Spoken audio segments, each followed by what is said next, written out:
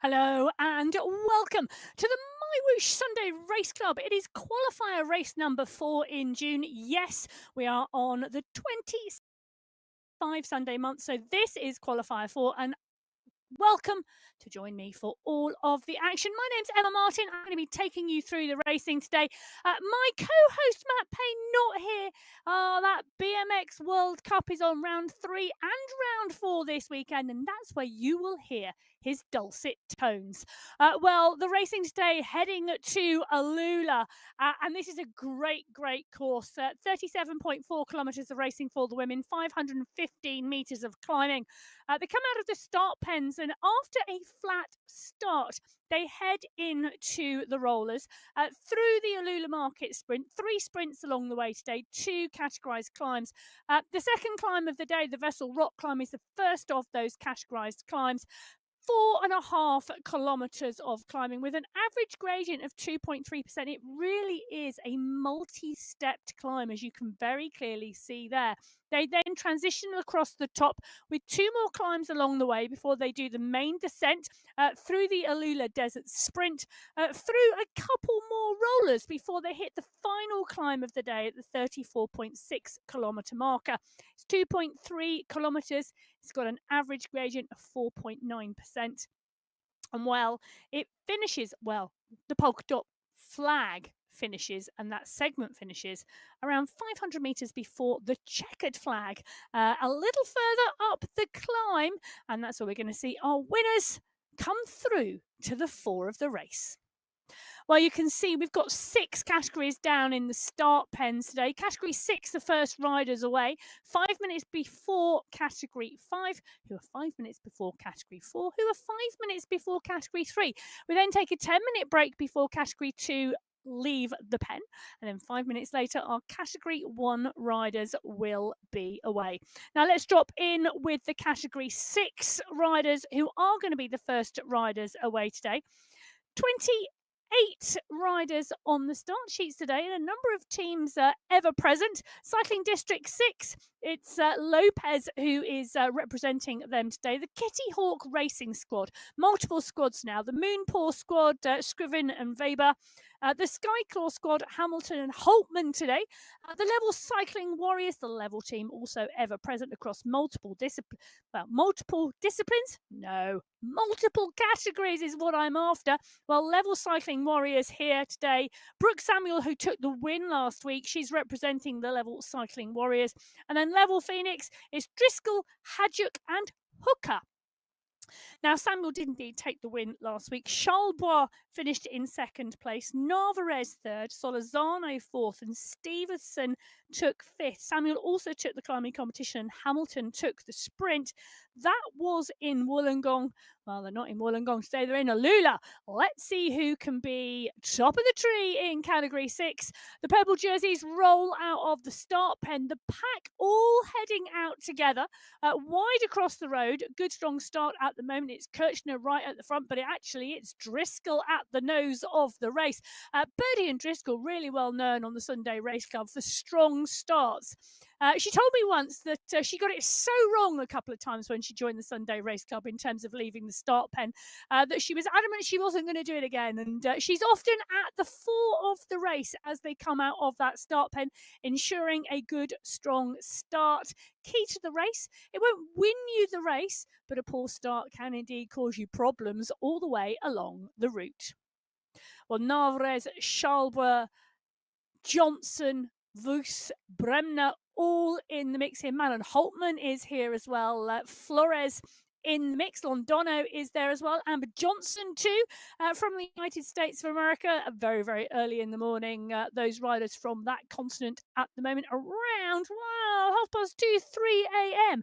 That is serious commitment for you. When I say that, obviously at the other side of the world, in New Zealand and Australia, it's in the evening, coming towards Monday. But Charlebois from Canada, again, you can see how dark it is in that room, and very much very, very early morning, or as most people would say, middle of the night. Congratulations to Dominique Charlebois for joining us. Absolute commitment to the Sunday Race Club, commitment to racing.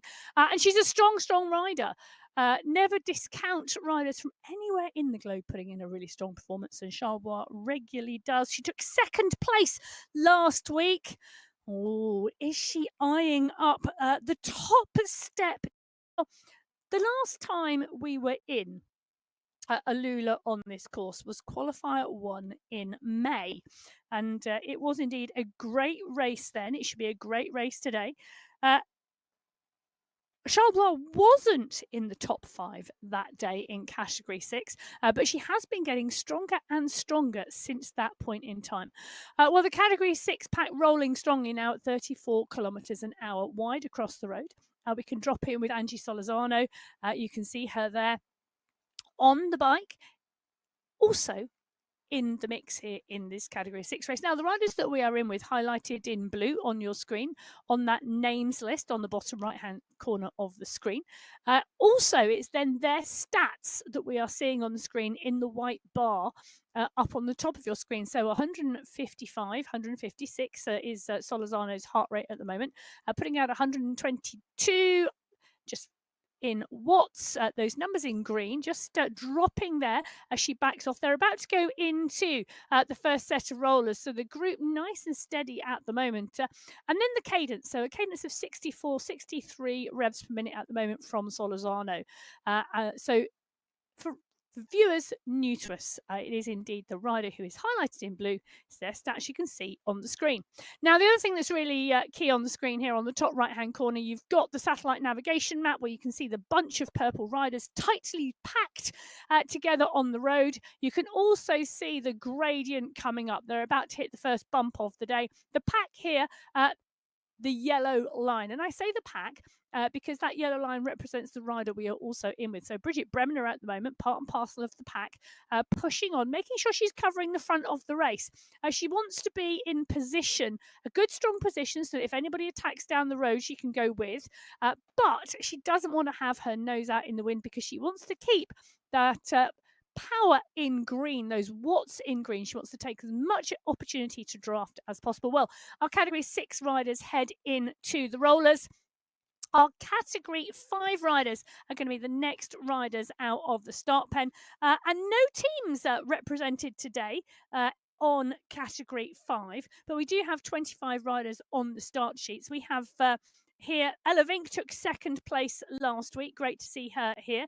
Maria Wilhelm took third. Dani Giraldo took fourth. And Amy Loxley took fifth place. Those riders should go strong today. But we've also got Angie Gavaria Areas here. She rides strongly.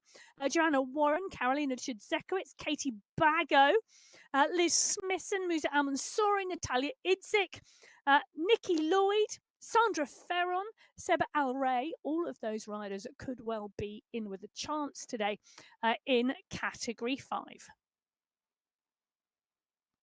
So our Category 5 riders, the legs are warmed up and away they go out of the start pen. It's a mixed start pen today, you can see, a mix of all 6 categories starting from the same pen, but as we release each group of riders, it is indeed Gavaria Areas at the front of this pack, but a nice steady start actually from the Category 5 riders. You can see them there. Katie Bago is the rider we are in with at the moment. Gabrielle Marshall is there, Amy Loxley, Sandra Ferron, Ella Vink, Natalia Idzik. Now, Natalia Idzik really strong on the sprints, but we've also seen her really strong on the short, sharp climbs. Lots of short, sharp climbs today. Even the Vessel Rock climb, which is 4.5 kilometres in length, is a multi-stepped climb and really does suit those riders who are able to do a short, sharp kick and then take some recovery before they go again. So Bago, Al-Mansouri, Ferron, Al-Ray, Loxley, Joanna Warren, Maria Wilhelm, all in the mix. And there we go. Isabel Alzat on our screens. Look at that, she's waving. I'm going to wave back just because that's what you have to do. She's got help in the pain cave as well. A nice bit of support in the background too, which is always good. You never want to drop your water bottle if you don't have help in the pain cave because somebody's got to pick it up and you really don't want to have to stop and do that yourself. So Alzat on our screens at the moment. Strong rider in the Category 5 pack. Always great to see. Now, Tejeros is there as well, and the competition really strong in Category 5. Restrepo took the win last week from Vink, Wilhelm, Giraldo and Loxley. As I mentioned, Idzik took the sprint competition. That was in Wollongong, a very different course to the course we are on today. Now, the Category 5 pack rolling strongly. They are indeed up to speed, 34 kilometres an hour at the moment, and rolling well. This is a really steady start today, and there's a reason that these packs are coming out with a really steady start today, and that's because within the first couple of kilometres of this race, they go into that sawtoothed edge profile we saw on the map, those really short, sharp rollers. Our Category 6 riders, you can see on the left-hand side of your screen, are indeed already on that section, and the pack is stretched with already riders off the back of the group. It's a really technical section, and one where momentum on the downhill can really help with those rollers. So really understanding the momentum that you can use on MyWhoosh, really key here. Now, Brooke Samuel, Jessica Hamilton, Juliet Narvaez, Schalbois, Weber, Agudelo, Johnson, all at the front here. In fact, it's a good, strong pack at the moment. I'm counting 10 riders in that leading group at the moment. One rider just off the back, Bridget Bremner, is in the mix as well.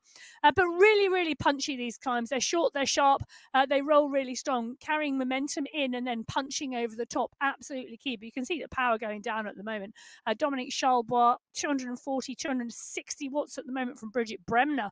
So really, really punchy style of racing early on here, which is why we're seeing those packs come out of the pen very, very steady.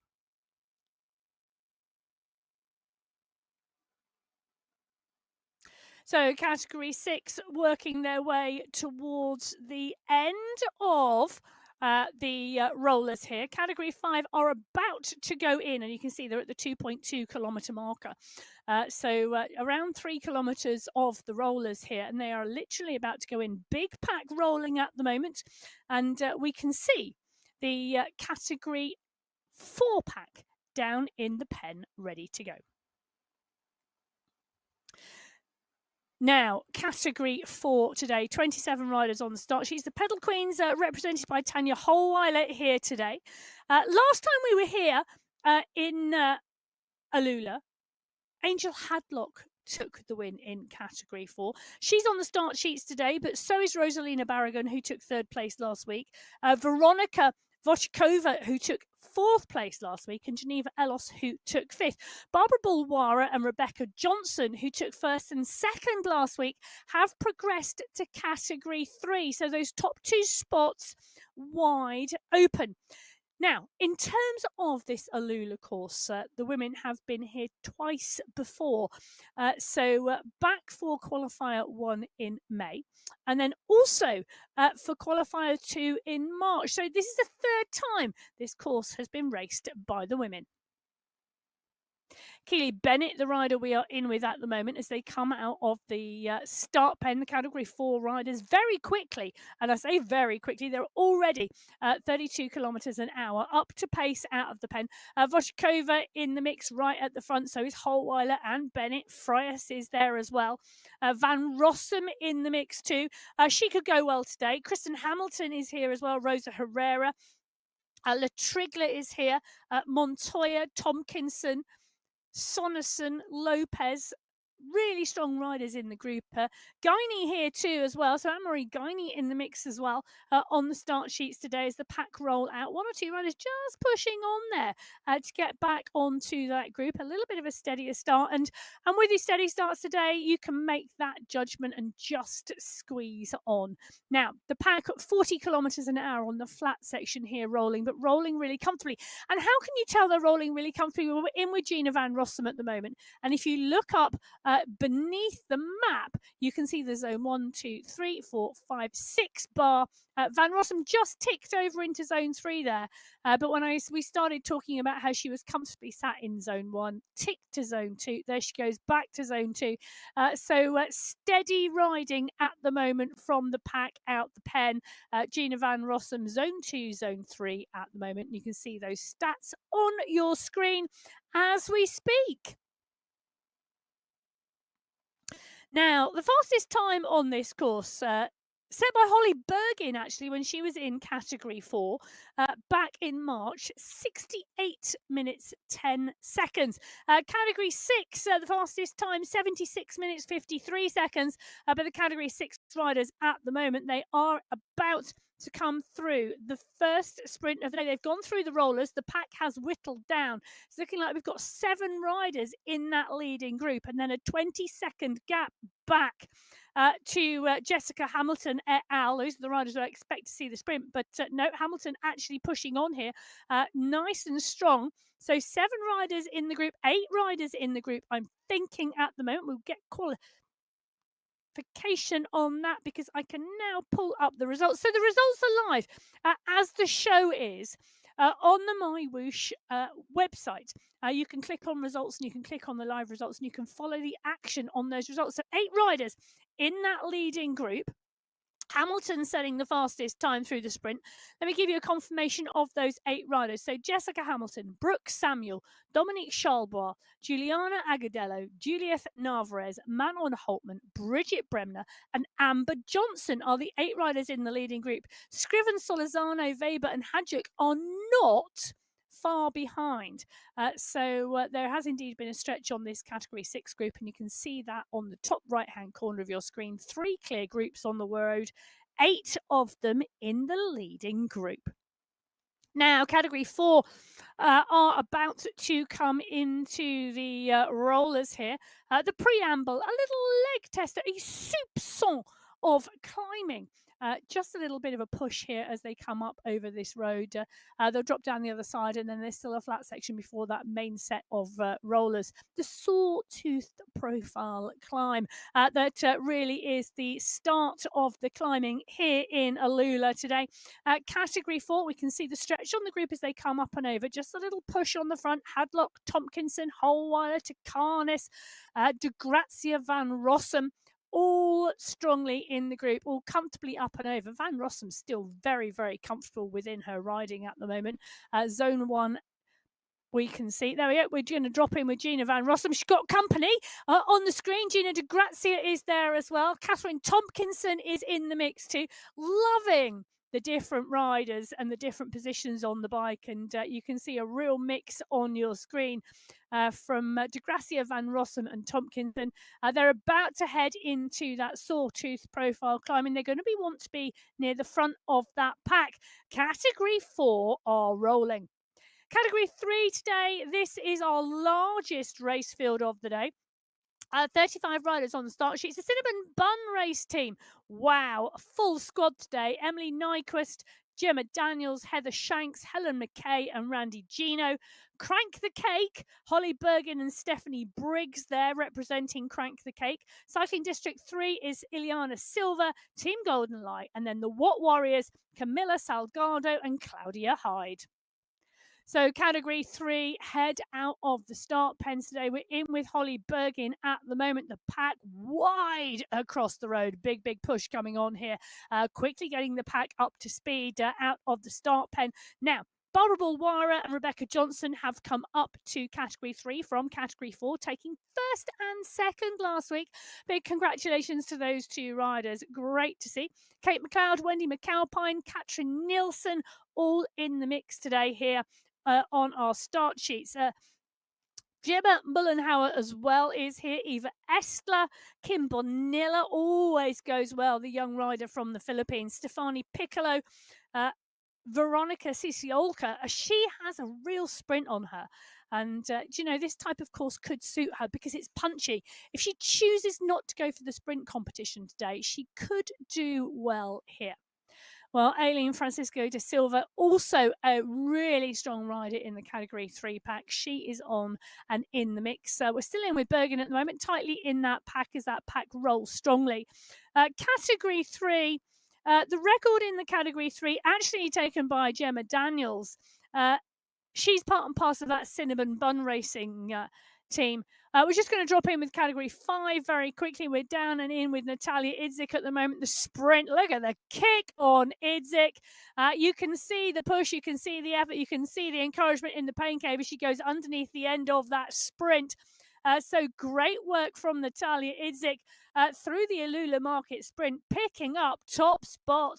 Fastest time so far through that sprint, an average watts per kilo of 10.9. Cracking work from Natalia Idzik. She slots into that green skin suit. Isabel Alzat, Katie Bago in the pack behind, but really that was just the dominance of Natalia Idzik.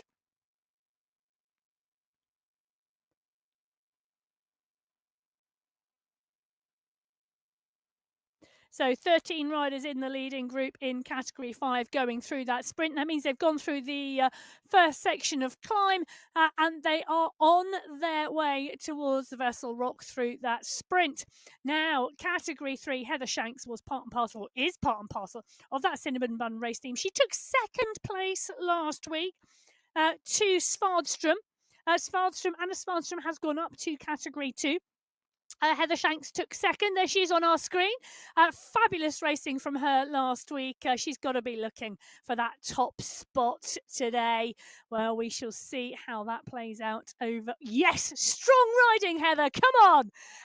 We'll see how that plays out over the course of today. I think there's one or two other riders in the mix there have also got their eyes on that top spot today, but I'm sure Shanks will be there or thereabouts. Emily Nyquist, her teammate, took fourth place last week. She's strong too. Stephanie Briggs took fifth from Crank the Cake. She is riding really well at the moment and been progressing through category 3, just getting stronger and stronger. I think she's really learnt how to race with the category 3 bunch, and you'd have to do that. You know, when you move up categories, it's a different style of racing. You're not just moving in with stronger riders, you're also moving in with a different race field. The race fields race differently. You have to learn and you have to understand how to race with them, and that takes time. And for me, Stephanie Briggs has really moved on and has been moving on well within the category 3 pack. Lorena Beltran, one of the really strong riders in category 3, she's in that pack as well. They're about to come into that sawtooth profile climb now. Category 3, 4, 5 and 6 well and truly underway in Alula today. Between category 3 and category 2, we have that 10-minute break just so that we can get our riders rolling. But Gemma Daniels she didn't just take the win back in May. She set the fastest time in category 3 on this course, 63 minutes, 10 seconds. Let's see if a new PR can be set today. We do know the category 3 riders really strong, not just really strong, but really competitive as well. Big packs of category 3 riders rolling regularly. We see riders coming into the finish together, pushing on. Not just pushing on, but sprinting hard. They're coming in and up over that first sawtooth edge climb. Now, interestingly, last time we were here in May, all of the riders have progressed to category 2. So no one here who knows they have taken a top spot before and feels comfortable about it. So category 3 rolling and rolling strongly. The early stages of the sawtooth edged climb section not doing any damage to the group at the moment. We've got Ruti Rees on our screen, Lorena Beltran, both of those two riders up and out the saddle. You can see the concentration on both of the riders' faces, not wanting to get dropped from the group, wanting to ensure they have got their positioning right in that pack, wanting to make sure they are there or thereabouts. Now, Lorena Beltran, you can see at the moment she's rolling between zone 1, zone 2, trying to take a little bit of a micro rest in between those two climbs. Van Rossum, we're back in with in category 4. They are now through that section and coming up to the Alula Market Sprint. Now, this sprint comes so close to the end of that climbing section. They're coming through the pack at the moment, and it's going to be interesting to see who picks up the pace here. And we've got a rider absolutely pushing on here. Suzanne Stedman is pushing here at around 6.5 watts per kilo. She's coming through the pack. It's not a massive push at the moment from this category 4 pack, but this is a category 4 pack, let's remember, who have come through the climbing section together, and it's a big group, and I can tell you Gina Van Rossum set the fastest time through the sprint in category 4. She's going to be in that green skin suit at the moment. Louisa Schultz, Gina de Grazia in the mix as well. I am counting 4, 8, 12, 16, 17, 18 riders in that leading group. Now, 18 riders in the leading group in category 4 as they head now on the flatlands towards the Vessel Rock climb at the 13.9 kilometre marker. We've got all of the 4 race fields who are out on course at the moment on your screen at the moment. Category 6 being led by Jessica Hamilton in that green skin suit. At the 12.3 kilometre marker, Natalia Idzik, we are in category 5 there at the 10.3 kilometre marker. Category 4 at the 7.6 mark. And category 3, well, they are still on those rollers at the moment. But the pack is all still together. Now, we did say the category 3 race field, a really tightly packed group and very competitive. There is not a single rider who has yet to be dropped off the back of that pack.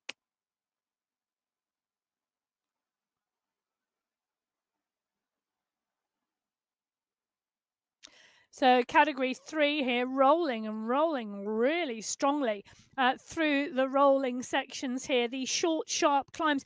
One rider just getting dropped off the back of the group. But interesting to watch this group now because we're in with Randy Gino at the moment. She's taking some rest here at around zone 1. You can see that. There we go. We're going to drop in with Randy at the moment. So Gino on our screen at the moment. You can see the cadence, really high cadence from Randy Gino as she goes in and she attacks that short, sharp punch. You can see the cadence staying high. It's up over 100, 104, just dropping slightly. She's holding it really strong at the moment. 104, 105, 106. High cadence from Randy Gino at the moment as she attacks this small climb here. She's going to come over the other side with the pack right at the front. Stephanie Briggs, Helen McKay, Asulia Kasani, Gemma Daniels, all towards the front of the group. Really interesting. Here she goes over the top. The cadence drops slightly. The power is still there. Now she comes off the power. She drops to zone 1. She takes a micro rest on the other side before she goes again. One last climb on that category 3 pack, and then they go into sprint number 1. Well, as category 3 push on, category 2 are about to start. 31 riders on the start sheets today here in category 2. Abus Esports represented by Christine Schneider. The Antipodean Racing Team, we've got Davidson, Tridden and Gorea. The core squad, Gonzalez, Rua, Hakkinen, Kalman, Karamani and Field. United Cadence represented by Lethbridge, Morros and Manshandi. And then Watts, Pruitt and Lennonin on that squad. Anna Svardström has joined them from category 3. Jenny Eck took second place last week. Natalie Yaramillo took third. Congratulations to Bridget Walensky. She has moved to category 1. The category 2 pack come out of the start pen on the MyWhoosh Sunday Race Club. This is qualifier race number 4 in June, and the category 2 women are rolling. Bridget Walensky, who took the win last week. Can I just tell you, last week, category 2 women's race was phenomenal. 2 seconds. Okay, I'm going to say that again. 2 seconds separated the top 7 riders in this category. Walensky from Eck, Yaramillo, Denton and Kalman were the top 5 riders in Wollongong. Bridget Walensky has been getting stronger and stronger and stronger. Her and Bridget Kiddle in category 2 over the last few months have just been phenomenal to watch. Both of those riders have progressed to category 1 now. Really, really interesting to see their progression there and what they can do in category 1. But congratulations to Bridget Walensky for that progression in June 2025. Well, category 2, rolling and rolling strongly. Gonzalez Rua on our screen. Oh, a little texting going on maybe. between riders, a little bit of a photo opportunity maybe. I'm not sure, but we will undoubtedly find out at some point in time. The phone goes back in the holder. The legs are ready. Gonzalez Ruin now, one of the really strong sprinters in this race field in category 2. She took the sprint competition last week. She regularly takes the sprint competition here in category 2.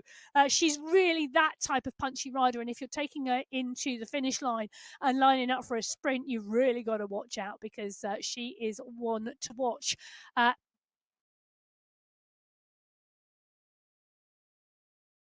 To see where she is in the mix. Katerina Karamani, a strong rider as well. And maybe one for her today. That's going to be interesting. Sarah Lundin, Alice Svardström in the mix. Carolina Lennon and Jeremy Prado could go well today. Maria Marb, Dana Davidson.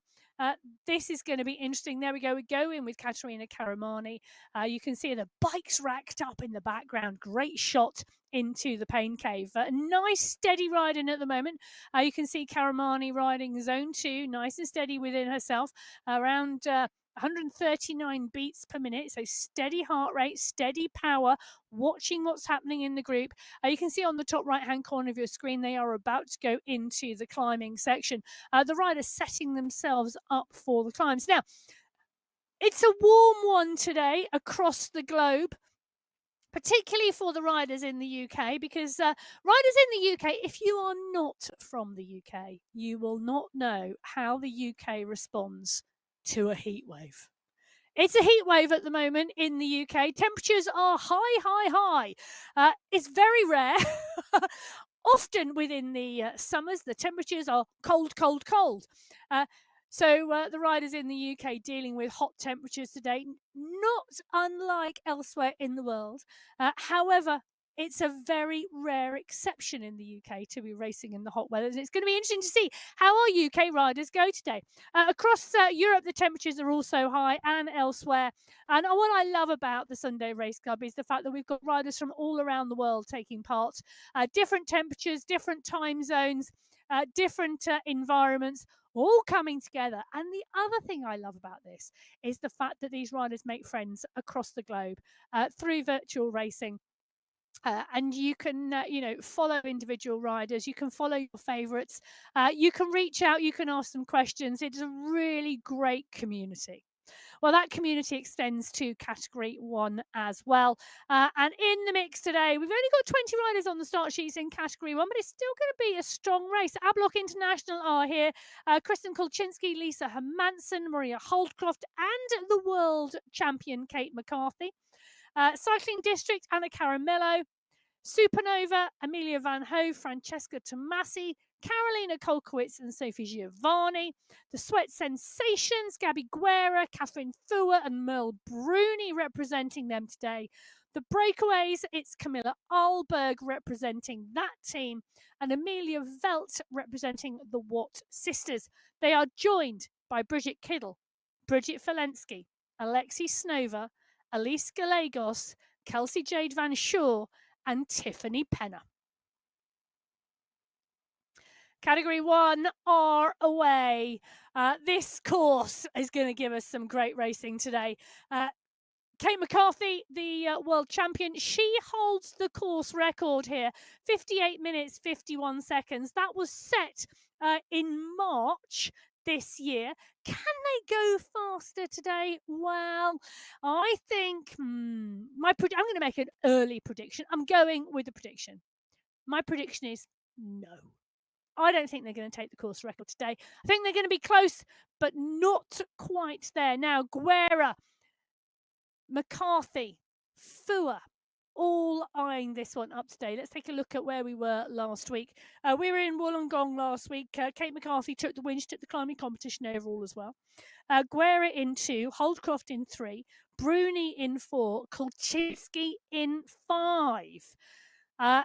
Today is going to be an interesting race and ride. I think the early rollers, category 1, we're not going to see the pack split. We're going to see this pack roll through all together. I think we'll see the attack on the Vessel Rock climb. That's going to be the interesting one to keep your eye on. And then it's about staying clear until the Alula Desert climb at the end. We're in with Francesca Tomasi, one of the riders getting stronger and stronger and putting in some really great performances. Tomasi not afraid to take the racing to this Category 1 pack.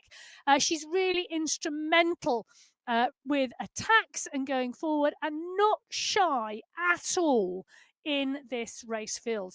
Well, a brave rider does get rewarded some days, and we love to see a brave rider off the front and really creating the racing. Now, Maria Holdcroft is one of the riders who really has been racing strongly this year. She has raced strongly. I mean, she put in a fabulous performance at the World Championships last year. I'm sure she is eyeing a place at the World Championships this year as well.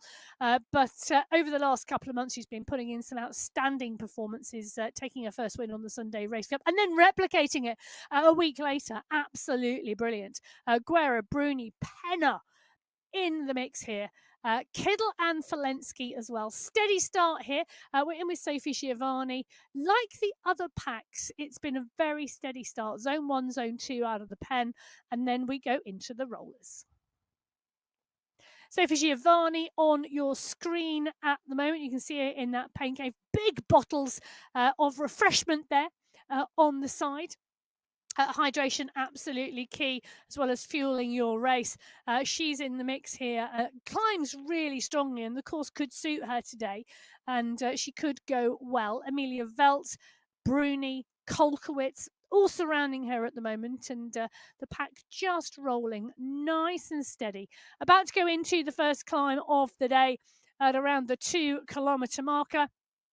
A Category 1 pack out of the pen. All 6 categories now in the women's race are out on the racecourse. So Giovanni, Penna, Guerra, Van Shaw, Van Hove, Snova. Category 1 rolling at the 2-kilometre marker. Very, very steady start today. Category 2, well, they're punching the climbs at the moment. Big punch coming at the moment. They've got the penultimate climb of the Sawtoothed Edge Rollers is where they are at. They are continuing to push. Oh, just one rider getting gapped at the back. Real big push needed to come back onto that group. Category 4, well, they are now on the Vessel Rock climb. The early slopes you can see at the 14-kilometre marker. This is the first short, sharp punch. Schultz, Freyes, Coe, Van Rossum, Takanas, Tompkinson, all in there at the moment. And you can see the step nature of the Vessel Rock climb here really clearly on this profile. So they come up the first kicker. It flattens. It's currently at 2.6%. It will flatten completely as they go over the top of this section. They then have another kicker and then a second flat section. And then the climb starts in earnest. But these are shorter, sharper, kicker type style climbs rather than the sit-in kicker rhythm. And they suit a slightly different type of rider. Now, Harweiler, Tompkinson, Van Rossum, Stedman, all in here. Sonnerson and Co. Takanis is here as well. The Category 4 pack, 18 riders in the leading group we counted at last point. And that pack looking like they are all still together at the moment. Oh, Tanya Holweiler, we drop in with her at the moment. She is part and parcel of that Pedal Queen squad. Really rolling strongly here in the Category 4 group. Monitoring their pace. You know, you don't want to burn all your matches early. You want to follow the racefield attack when they attack, sit in when they sit in, watch for your moment to execute your plan. Well, the Category 2 plan at the moment down there is for someone to sprint, because this is the start of the sprint competition today in Category 2. And Jennifer Gothlander is the rider we're in with at the moment. Oh, ever dominant in sprints, Gothlander. And we can see her there on our screen at the moment, just up and out of the saddle now. She sits down, kicking strongly that cadence, 107, 108 revs per minute. She really wound that gear up and got going. But what can I say? Kate Tridden is the rider in the green skin suit. So Tridden from the Antipodean Racing Team taking the sprint from Anna Svardström. Jennifer Gothlander, the rider we were in with during that sprint, taking third place. Tridden, 11.4 watts per kilo average. Good power there from Tridden to pick up that green skin suit. That's going to be one competition that is very competitive today. We're looking like they've got one rider just stretched off the back of the group. Hayley Simmons off the back of the group by over a minute at the moment. But the rest of the pack, they are rolling and rolling strongly together. Big group of Category 2 riders at the moment. They're on the right-hand side of your screen. Category 1, they are punching their way through the first set of climbs now. Velt, Kittel, Tomasi, Van Schor, Guerra, all in the mix. So is Bruni. We're watching the racing. The racing is strong here in Category 1. The pack are rolling well. Well, further up the race field, we've got some movement here now. The Category 5 pack just going past Monica Hadjuk. That's the leading group in Category 5. They're at the 17.7 kilometre marker. This is the Vessel Rock Climb. I'll tell you something, that leading group in Category 5, 3, 6, 9 riders, 10 riders still in that leading group in Category 5 as they're coming towards the top sections of the Vessel Rock Climb. Well, they've got one group of riders further ahead of them, and that's the leaders in the Category 6 race. They are over the top of the Vessel Rock Climb through the polka dot banner. Brooke Samuel, Juliet Navarez, Dominic Schalbar, Manon Holtman, Bridget Bremner, and Juliana Agadello are through in that leading group. 6 riders. Category 5, though, are riding very strongly behind, punching strongly here. Alray, Vink, Warren, all in that group. So is Wilhelm, Bago, and Smithson. Bit of a push coming on from the front of the group. They're very shortly going to see the polka dot banner. You can see it. A couple of corners up ahead. Oh, just dangling in front of them. Amy Loxley is the rider off the front at the moment, trying to push for that banner. Now, the rider who goes underneath that banner and sets the fastest time in each of the categories will take the polka dot skin suit like Brooke Samuel on the other side of the screen on the Category 6 racefield. Amy Loxley being challenged by Isabel Alzat. They're heading through now into the top 10 overall on the road.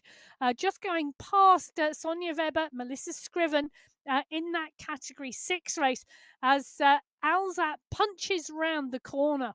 The final section of the climb, she's going to see the polka dot banner. She is desperately going for that polka dot skin suit, but so is Amy Loxley. Loxley's coming up onto Alzat's shoulder. She wants it. Alzat wants it. Look at the grimace on Alzat's face. She wants to take it from Loxley. Loxley wants to take it from Alzat. Natalia Idzik is coming up behind them as well. But, Loxley and Alzat locked together. Who is going to take it? I can tell you, Amy Loxley has set a slightly faster time than Isabel Alzat. But what a competition in that polka dot skin suit in the climbing competition in Category 5. Natalia Idzik is leading the pack behind. They're at 10 seconds at the moment. Surely that has got to come back together again. Loxley and Alzat have taken or are taking on board some recovery now at the top of the climb before the small descent, and then they head through the Face Rock sprint. Category 5 and Category 6 are over the Vessel Rock Climb. Category 1, they are through the rolling section. They are coming up for the first sprint of the day. The Alula Market sprint is where Category 1 are heading. Where is the sprint going to come from today in Category 1? Who is going to pick up the mantle? Who is going to take the green skin suit? I don't think it's going to be Gabby Guerra.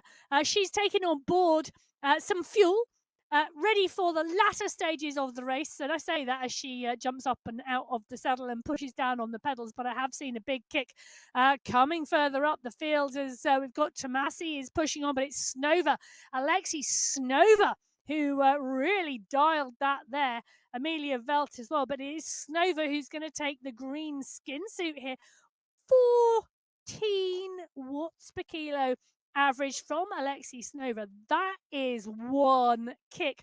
Amelia Velt in category 1. Let's take a look. The Alula Market sprint winners in each of the categories: Alexi Snova, 14 watts per kilo, 13.17 seconds. Kate Tridden in category 2, Helen McKay, category 3, Valentina Latrigla in category 4, Natalia Idzik in category 5, and Jessica Hamilton in category 6. Well, the sprint competition is a go in each of the race categories. Now, Snova just pushing on at the front of the pack. The pack, they will come back to Snova's wheels just a couple of seconds. Van Hove, Caramello, Bruni, Hermansen, all the riders settling down now, back to zone 1, zone 2, back to recovery before they head into the Vessel Rock climb, where undoubtedly there is going to be a lot of action. Category 1, Snova, Giovanni, Velt, Van Short, Fua. The pack are all together. So the category 1 pack continued to ride. In fact, Sophie Giovanni just pushing on there, wanting to ensure the pace stays a little bit higher than it was. Everybody riding around zone 1, zone 2. Very, very easy riding for category 1. Giovanni just wanting to push on those pedals a little bit more and get the pace rolling. Well, the pace is rolling strong at category 4 at the moment. They're climbing strongly, heading towards the top of the Vessel Rock climb. They too can see that polka dot banner as they are wide across the road. De Gracia, Stenman, Holmarsen, Holweiler, Hadlock, Montoya. Just 4, 5, 6, 7, 8, 9, 10, 11, 12, 13 riders in that category 4 pack, wide across the road. Anna Freyas is the rider who's been dropped with Katarina Krasova. But the rest of the pack riding really strong here, climbing really strong. This multi-step climb, the pack just punching together here. They're coming towards the top of the Vessel Rock climb. There's a short flat section before they start I'm going to call it a descent because then there is the flat section where the Face Rock sprint is located. Then they climb twice before they start the main descent of the day. But we're in with Tompkinson, De Grazia and Hadlock.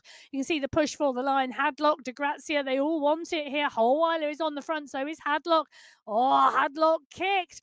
Does she take it? Oh, it goes to Gina Van Rossum. Gina Van Rossum is on some form at the moment. Nice little push from Van Rossum there.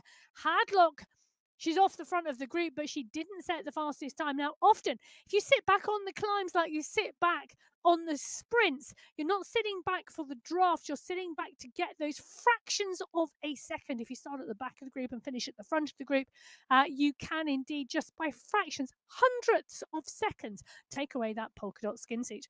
Positioning is key. Well, you can see the effort from Gina Van Rossum there on your screen. She's got that polka dot skin suit. Nice work. Well, great work from Van Rossum. Now they're settling back down and taking some recovery on board. The descent is coming up. And then the second sprint of 3. So the pack rolling and rolling steadily here in category 4. Now, we witnessed Sophie Giovanni go off the front of the group of the category 1 pack after the Alula Market sprint. She wanted to ensure the pace was high. She's going to head in towards the Vessel Rock climb in front of the group. 11 seconds the gap at the moment. She's a dangerous rider to let go clear on a climb. Catherine Fua now leading the charge behind Maria Holdcroft, pushing on. A small couple of climbing sections here as they head over the bridge, over the water. Hermansen is there, so is Guerra and Caramello, Kiddle and Tomasi, Kolczynski and Van Hove. But the rider who is out front is Sophie Giovanni. They've still got her in their sights. But Giovanni heading into the Vessel Rock climb clear of the rest of the group. So Giovanni is out front of the category 1 race field at the moment, around 10 seconds at last call. So she's continuing to push, wanting the pace to pick up in the Category 1 race, but the rest of the riders choosing not to follow suit. Category 1 on the left-hand side of your screen at the 10.1 kilometre marker. Category 2, well, you can tell they're rolling faster and stronger. They're 3 kilometres down the road, or should I say, well, I was going to say up the mountain, but they're not there yet either. Anne-Marie Lip is there. Germaine Prado, Dorothy Gonzalez-Ruhr is in the mix. The pack is wide across the road. They too are on a steadier pace at the moment. They're about 500 metres away from the base of the Vessel Rock climb. We've seen the other categories go up and over the top. In fact, it's now Category 3 who are nearly at the top, and the push is coming now for that polka dot banner. It is indeed. Velna, who is pushing through here. Will she take the polka dot skin suit? She's got it at the moment. I don't think there's going to be a faster time behind Katarzyna Velna taking the polka dot skin suit in Category 3. One of the newer riders onto the Sunday Race Club. Great to see new riders still coming into the mix. We're June the 22nd. We are the Qualifier 4 in June. Plenty of time to join the Sunday Race Club. You can slot into it any time you would like. Holly Bergen in 2, Stephanie Briggs in 3, Katrin Nielsen in 4. Bergen and Briggs part and parcel of the Crank the Cake squad. Both of them getting stronger and stronger in Category 3, which is fabulous to see. Kate McLeod, another rider who's riding really strongly at the moment. I think there could be a win there shortly for Kate McLeod, but there is so much strength and depth in Category 3. It's a tricky one to call. Well, Category 2 at the 14 kilometre marker go underneath the banner to start the Vessel Rock climb. This is where it's going to start to get interesting. Anne-Marie Lip is there, Manshandi is there, Bauer, Lundin, Lenin, Pruitt is there as well. Svardström having come up from Category 3 this week. Cornelia Engström is here. Gothlander, all in the mix. In fact, Hayley Simmons, the only rider not in the pack, distanced at the early stages of the race in Category 2, and she's not closed that down and got back into the mix. Jenny Eck should go well today. She's a great climber in Category 2 and regularly picking up that climbing competition overall. She took second place last week in Wollongong. Could be my pick for the day.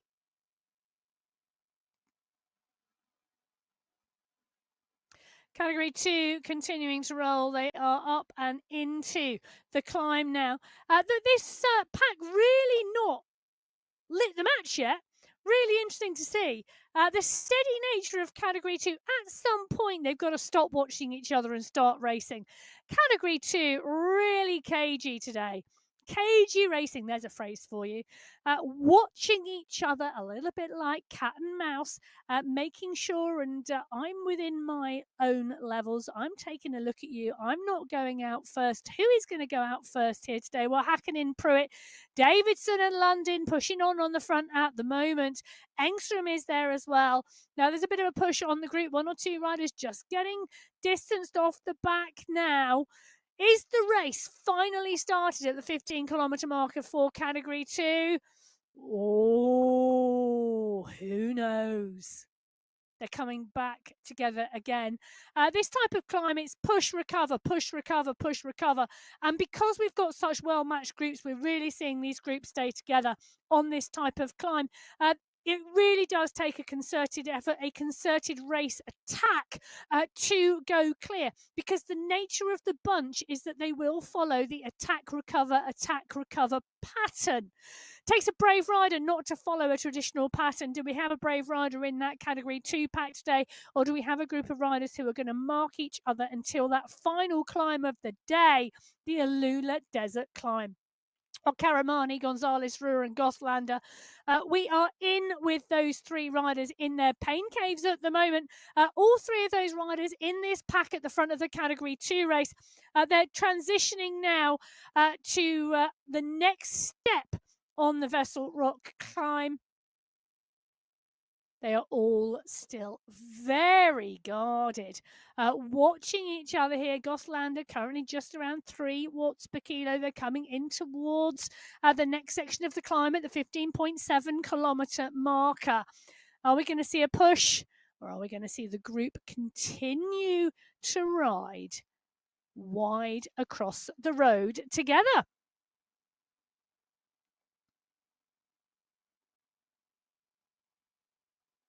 So the pack continuing to roll in this category 2 race. The punchy nature of the climb really strong for the earlier categories. And let's just jump in. Category 6 were the first group of riders out the start pen today. They went through and up and over the Vessel Rock climb, and we saw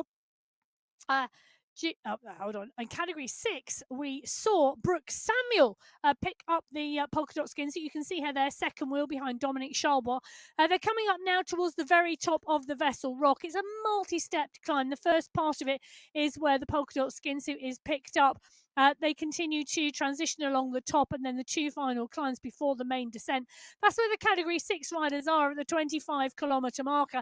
And you can see now 6 riders have become 5. We've got 1 rider just off the back. That's Manon Holtman. She's at 11 seconds off the group. But Charlbart, Navarez, Bremner and Samuel Agadello all in that leading group. Manon Holtman just distanced behind. So Holtman just distanced off the back of the group of category 6. Those are the riders at the front of the race at the moment at the 25.2 kilometre marker. Category 5 are not far behind them. The leaders in category 5, they will be moving to. In fact, you can just see them on that top right-hand corner on the screen. In fact, you can see them on the left-hand side of your screen as well, because Alzat, Loxley, Idzik, Arias, Bago, Wilhelm and Smithson are all in that leading group. You know, they're only 300 metres behind. They're coming towards the flat section. These 2 groups will come together, I think, on the descent. The riders not coming together at the moment is category 1. Look at this. All credit to Sophie Giovanni. If I could give you a round of applause, and our listeners could hear it, I would be giving you a round of applause that everyone could hear. Brave rider, brave attack from Giovanni today. After the first sprint of the day, really pushing on. It is indeed Giovanni pushing here. She went clear after the first sprint. She took hold of the category 1 race and she pushed on. She went 10 seconds clear very quickly of the rest of the category 1 race field. There they are on the right hand side of your screen. We're in with Catherine Fua. She's part and parcel of that pack. They are on the climb. Giovanni now at 30 seconds. It is deceptive because of the way the time gap is calculated on MyWhoosh. Giovanni is on a flat section. The chase group are about to come onto the same flat section. The time gap will be true when they get there. Now, Fua knows that, so does Hermansen Anguera. The pack's still pushing strongly. Kate McCarthy is in the group as well. So is Bridget Kiddle, Merle Bruni, Amelia Velt, Van Hove. Giovanni continuing to tap her own rhythm. She's racing her own race at the moment. She is indeed, well, we can tell you at the moment, 24 seconds clear of the chase group. It's a great gap Giovanni has established now. You cannot see the riders in the back. They can't, we can't see them, they can't see her. She is clear of that chase group behind her. She goes around the next corner. They come round the corner behind. So Sophie Giovanni out of sight, out of mind. The pack behind are not chasing strongly. You can see Catherine Fua at the moment, zone 1, zone 2, making the most of the recovery sections on this climb. It's a steady race, and it is a really interesting one here as they continue to push. But Giovanni really doing the business here today. Sophie Giovanni absolutely pushing on here. She heads up the next step of the climb. The gap between her and the chase group in category 1 now out over 25 seconds. Category 4, well, Voshikova, Van Rossum, Sopers, Sonderson, Stedman, Montoya, all in this leading group. They're now working their way through Category 5 and Category 6 back markers. They're coming towards the very top of the final climb on the Vessel Rock itself. Multiple stepped climb here on the Vessel Rock, but the category, look at the size of that Category 4 pack, really strong. 13 riders last time we were in with them. One or two riders have dropped off the back of that group since then. Gina Van Rossum in the polka dot skin suit, just dancing on those pedals alongside the rest of the Category 4 leading pack. I'm counting about 10, 11 riders in that leading group. 10 in the leading group, one just off the back, one just further down, and you can see that on the top right-hand corner of your screen. So 10 riders now in the leading group in Category 4. They've got the long descent and then the transition to the Alula Desert climb. They'll go through the Alula Desert Sprint, which is where the Category 6 leading group are. Interestingly now, Brooke Samuel has also been dropped from the group. The winner of the sprint competition, the climbing competition. Let me do a rewind. Okay, the winner of the climbing competition on the Vessel Rock climb. She took that climbing segment. She probably will be lining herself up for the Alula Desert climb as well. But a bit of a gap now back to Samuel, Bremner, Navarez, Agudelo, and Charlebois, the four riders leading that Category 6 race. Vink, Bago, the leading group in Category 5, not far behind. Now, the leading group in Category 6 heading their way through that Alula Desert Sprint. Coming in, I said, not far behind is the Category 5 pack, and Natalia Idzik, ever dominant in the sprints in Category 5, and she's going for it again. Look at that cadence, up and over 100 very, very quickly. Idzik in the green skin suit. Is she going to stay in that green skin suit? I would reckon the answer is yes. She does indeed set the fastest time through that sprint. Katie Bago in 2. Isabel Alza in 3, but it is Natalia Idzik who will stay in that green skin suit in Category 5 and pick up maximum points. She's got Loxley, she's got Vink for company. That leading group in Category 5, much smaller than it was. They're now going to transition on the section towards the Alula Desert climb, that final climb of the day here on the MyWhoosh Sunday Race Club. There we have it. Sophie Giovanni has been reeled back in by the Category 1 race field. Giovanni, Van Shore, Tomasi, Van Hove, all now back together again. Snover and Penner in there as well. You can see that group. There they are. That's the Category 1 pack, rolling strongly on the climb. They're at the 17.4 kilometre marker. They are about to go onto the final kick of the Vessel Rock climb. And it's not looking like McCarthy wanting to push on and attack at the moment, like we normally see her on the climb. She has come to the fore, actually, of the group, and she is pushing on. But this is the latter stage now of this climb. And I think maybe this Category 1 pack are going to leave it all out there till the end. Really interesting race moves today in Category 1. Very, very staid racing. Very much steady state racing in Category 1. Now, if they leave it to that final climb of the day, that final climb comes at the 34.6 kilometre marker. It's only 2.3 kilometres in length. It's got an average gradient of 4.9, but it is not stepped like the Vessel Rock climb. It is a more consistent climb, and one where an attack would be more likely to go away and not be matched. Now, Guerra, Kolchinsky, Fua, Holdcroft, Alberg are all coming to the front of the group. They can see the polka dot banner. You can see it right there up ahead. We're not going to see a rider go clear on the Vessel Rock climb today in Category 1. But what we are going to see is someone push their nose into the wind because they're going to want that polka dot skin suit. Alberg and Fua are there. Guerra coming to the fore now, so is McCarthy. McCarthy just sat on the wheel there of Guerra. Olberg, Fua pushing on from the front. Olberg now picking up the pace. Olberg's got a nice little kick coming on now. Now goes Kate McCarthy. Kate McCarthy wants the polka dot skin suit. She wants to test her legs. Is anybody going to match her? Catherine Fua is going to have a go.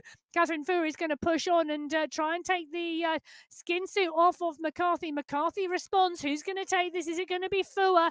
Is it going to be McCarthy? Oh, McCarthy goes into the polka dot skin suit. That has got to be really, really close. McCarthy goes into the polka dot skin suit. Tomasi, Giovanni, Guerra, Fua, all in the mix. The push comes on now. Is McCarthy going to hold this? Is she now going to attack up and over the top? Or is she going to... Oh, no, she comes off the pace. Expecting the group to reform here, and it's about making sure you get back into the mix. Well, Kate McCarthy sets the fastest time at 8 minutes 15 seconds up the Vessel Rock climb. Jenny Eck, we said Jenny Eck would go strongly in category 2, and she does. Katarzyna Velner in category 3 sets the fastest time up the Vessel Rock climb. Gina Van Rossum in category 4.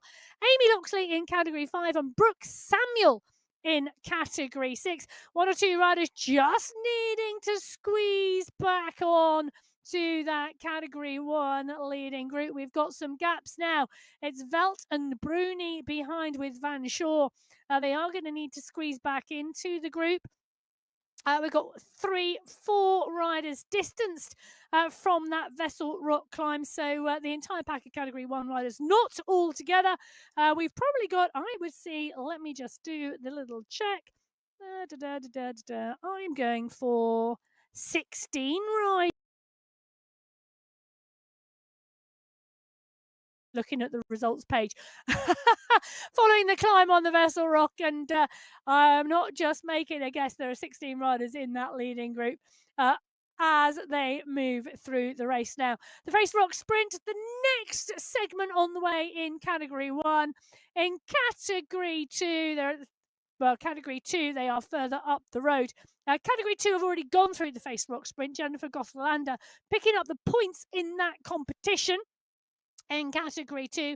Category 5, well, they are now transitioning towards the final climb of the day. They are around 350 meters behind the leaders on the road, which are category 6 on the right-hand side of your screen. So category 5, Wilhelm, Idzik, Vink, Gavaria Arias, and they've got Brooke Samuel in the mix with them as well. Katie Baggo, Amy Loxley, Liz Smithson, all in the leading group on the left-hand side of your screen in category 5. Category 6, it's 4 riders: Narvaez, Charlebois, Bremner, and Agadello. They are moving in to the final 5 kilometers of the race. They're 25-ish seconds clear of the leaders in category 5. Category 5 leaders, I think, will catch them on the final climb of the day. But at the moment, the 4 riders in category 6 are indeed clear. Katie Baggo and Ella Vink riding strongly at the front of the category 5 race field. They've got the category 6 leader in the polka dot skin suit competition, Brooke Samuel, in with them at the moment, which is why there are 2 polka dot skin suits in there. They've also got Natalia Idzik, who is in the green skin suit in category 5, in the mix. The pack is strong. It's a really strong pack at the moment. They're punching. They're not that far behind at all. In fact, that gap is coming down really quickly between the leaders in category 5 and the leaders in category 6. They are going to bring Brooke Samuel back to the leading group. She was part and parcel of the group. She did get dropped from that group, being picked up by the leaders in category 5, and being able to stay in the bunch is going to bring her back into the mix. Now, one of the riders pushing on here, coming up to 31 kilometers. This is the category 4 race field. So our 3rd race away today, the category 4 race field. Last time we were with them, there were 10 riders in the leading group. I would say we still have 10 riders. Van Rossum is in the polka dot skin suit. She's pushing on there behind. Emma Sonnerson is the rider out front. Van Rossum, Hadlock, Vochakova has been riding really strongly today as well. She is here and in the mix too. Emily Sopers is there. Suzanne Stenman, the riders continuing to ride well here in Category 4. But the pack, in fact, all of our race fields at the moment taking every single opportunity on the course here to rest. The micro rest is the name of the game today. It really, really is. Category 4 on the left-hand side of your screen, we've got Holly Bergin pushing on the right-hand side of your screen. They're around 800 metres. Category 3 are behind the leaders in Category 4. In fact, all of these leading groups now starting to come together in the latter stages of this race. Bergin, Vasquez, Briggs, Nielsen, Ortiz, Shanks, De Silva. They're the riders towards the 4 of the Category 3 pack, top right-hand corner of your screen. Bottom right-hand corner of your screen, that Category 6 leading group, well, you can see the Category 5 leading group behind them now on the road. That gap is really coming down. It's down to around 150 metres. They will make the catch, Category 5 to the Category 6 leading group today. So as we start to work our way towards the final sections of this race course in Alula on the MyWhoosh Sunday Race Club, it's Qualifier 4 in June. If you are interested in where we are going for our finals next week, we are heading back to Australia. We are on the Wollongong course for the finals. It's going to be a great race, that one, and June with the 4 qualifiers has set itself up well. Category 1 are on the left-hand side of your screen. They're on the final, well, not quite the final climb, the penultimate climb on the Vessel Rock, and the pack is still rolling strongly as they work their way up there. But you can see 12 kilometres further down the road, the Category 6 leaders are at the front of the race. Now, Dominic Charlebois just getting dropped off the group at the moment, or just taking a strategic rest, perhaps, before they go into the climb. They are literally around 150 metres from the polka dot banner, where they will head into the base of the climb today. The Category 5 pack are coming. So the Category 5 and Category 6 leaders are about to go up onto the Alula Desert Climb, the final climb of the day today here on the Sunday Race Club. 2.3 kilometres to the polka dot banner at the top of the climb. It's got an average gradient of 4.9%, and you can see from the gradient there, it's a pretty, well, it's a steady state climb. Slightly steeper at the bottom, it levels off slightly and then it kicks again at the top. But it is not a stepped climb, it is a consistent climb and suits a different type of rider.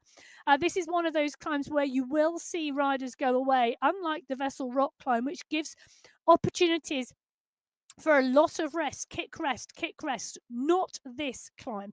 The Alula Desert Climb, much more of a steadier state, and we can see the Category 1 pack already into the back of that Category 6 leading group. So the leaders in Category 5 mixed now with the leaders in Category 6. Wilhelm, Idzik, Alzat, mixed with Narvaez, Bremner, Samuel has been towed back into that leading group. What can Brooke Samuel do now? She's been dropped once from the group already. Will she get dropped again, or has she taken a break and a rest, and has she recovered well? Alzat is on our screen at the moment. She's part and parcel of that Category 5 pack. They are moving strongly. Samuel now coming towards the front in that polka dot skin suit with the number 6 on the back.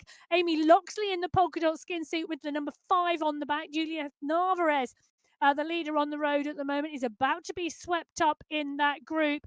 It's looking like one or two of those Category 6 riders now heading out the back of the pack as the Category 5 riders come up and past Juliet Narvaez. Idzik and Loxley are at the front of this race. Samuel is still there. Now, can Narvaez stay in the group? Can she stay on Samuel's wheel? Or is she going to get taken out the back of the group as well? And is Brooke Samuel the rider who is going to benefit from this sitting in with the Category 5 pack? Narvaez desperately trying to hang on to the back of the group. Brooke Samuel, the Category 6 leader, now in that polka dot skin suit with the number 6 on the back. It is she's in the mix there, and we've got Navarez desperately trying to stay onto the back of that group, staying in contention with Samuel, absolutely key. But Bago, Idzik, Vink, Smithson, Wilhelm, Loxley, and Alzat, the 7 riders in the leading group in the category 5 race, are now racing for the top of the climb today.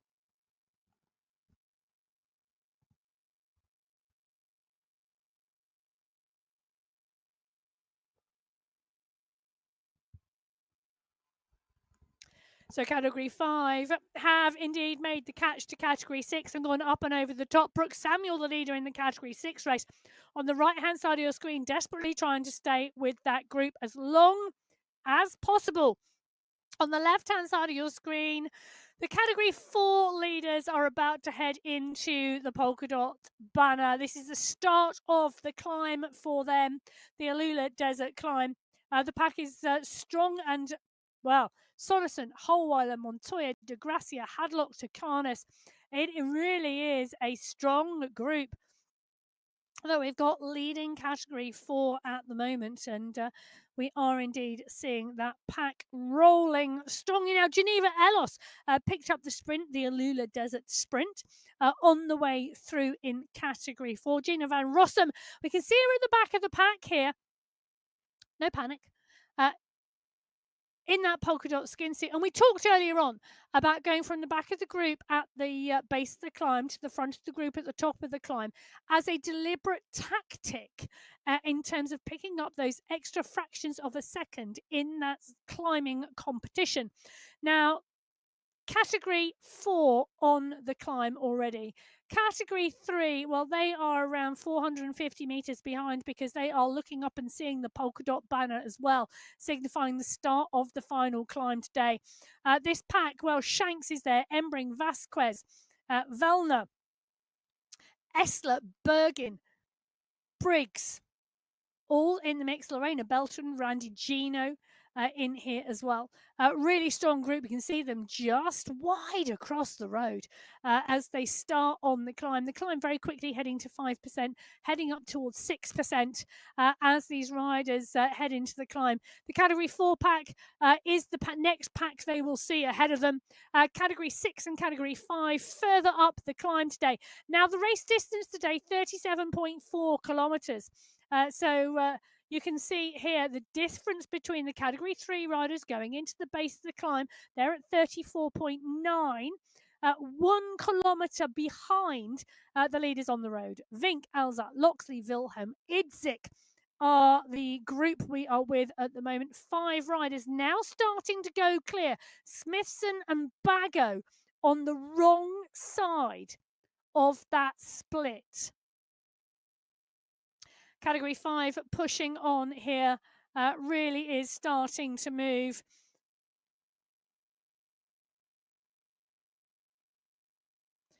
And starting to move now is indeed Ella Vink.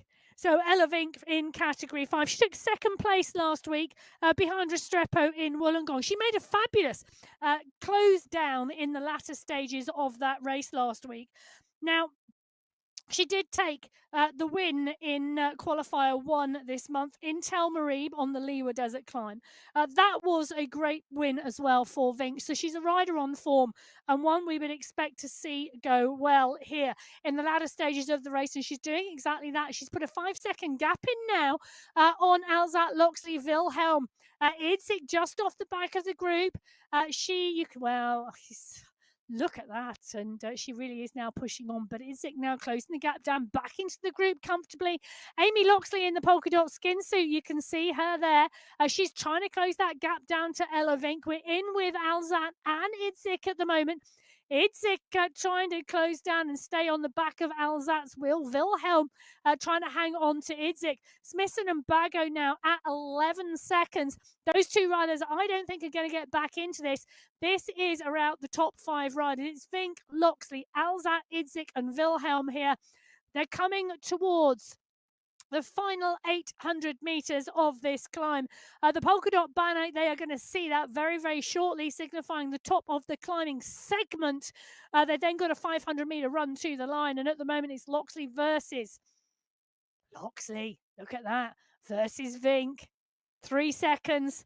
It's close. Loxley's in the polka dot skin suit. Vink is in the blue jersey. Ella Vink, I think, is going to go underneath the banner. But Amy Loxley is dialing it at the moment. 5 watts per kilo. This is a concerted effort from Loxley to try and keep that polka dot skin suit and not let it fall onto the shoulders of Ella Vink. Oh, has Loxley done enough? That is going to be the question. Yes, she has. Loxley takes the fastest time up the climb. That final push, keeping her in the mix. She will take that climbing competition overall. The question is, can she add the yellow jersey to this as well? Vink and Loxley now 14 seconds clear of the chase behind. This is a 2-up race to the finish here in Category 5. Is it going to be Ella Vink?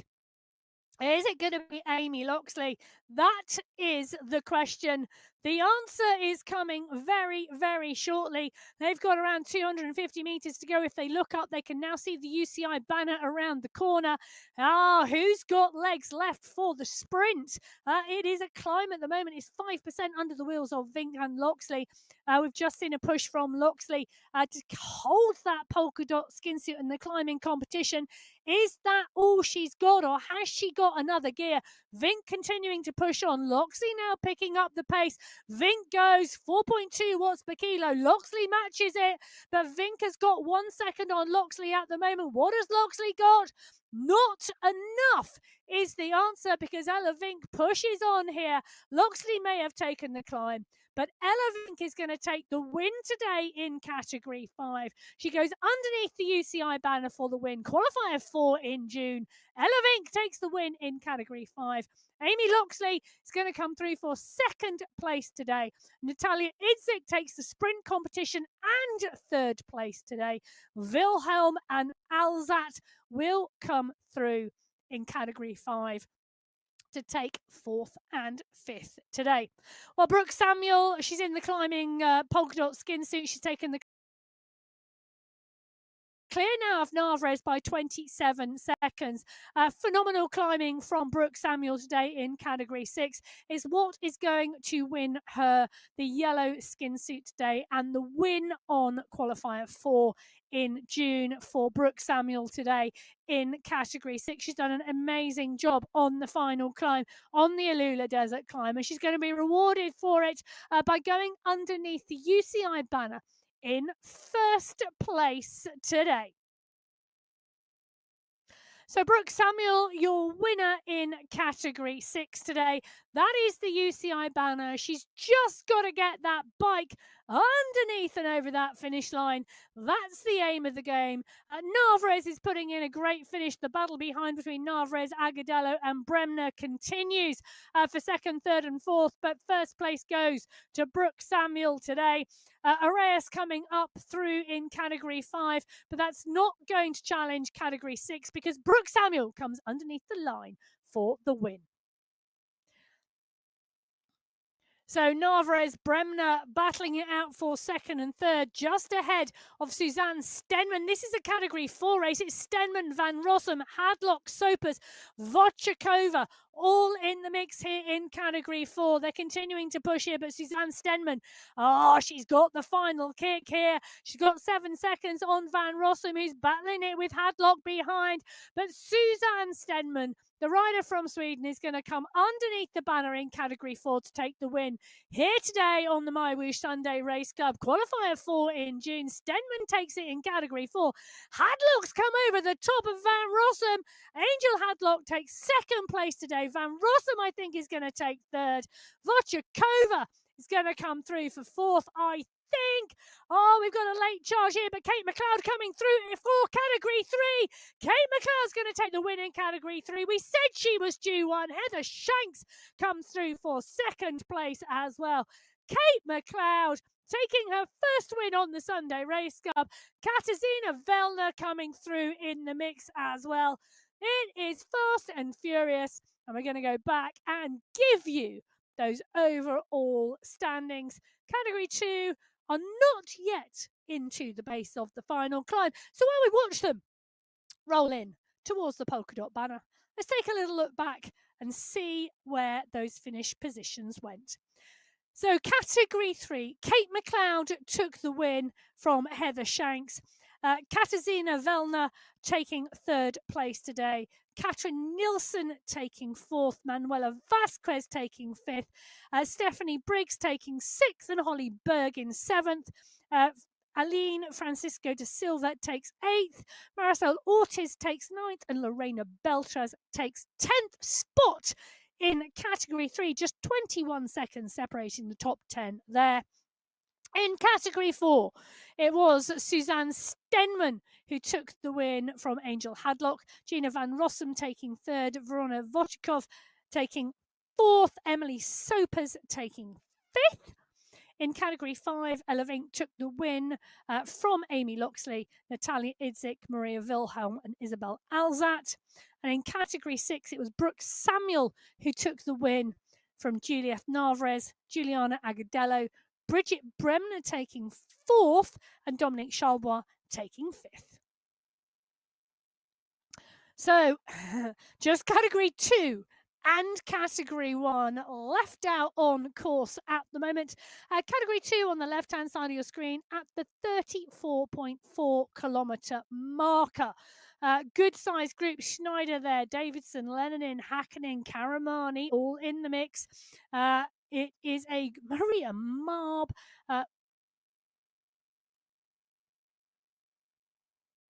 Category 2, just taking a look at the number of riders we've got in this race. So we have 31 riders on the start sheets today in category 2. We've got a big race field here. Now, in qualifier 1 in May, when we were last on this Vessel Rock course, 8 seconds separated the top 10 riders in category 2. And you can see it's a big pack. So I am counting 3, 6, 9, 12. I reckon around 15 riders in that leading group.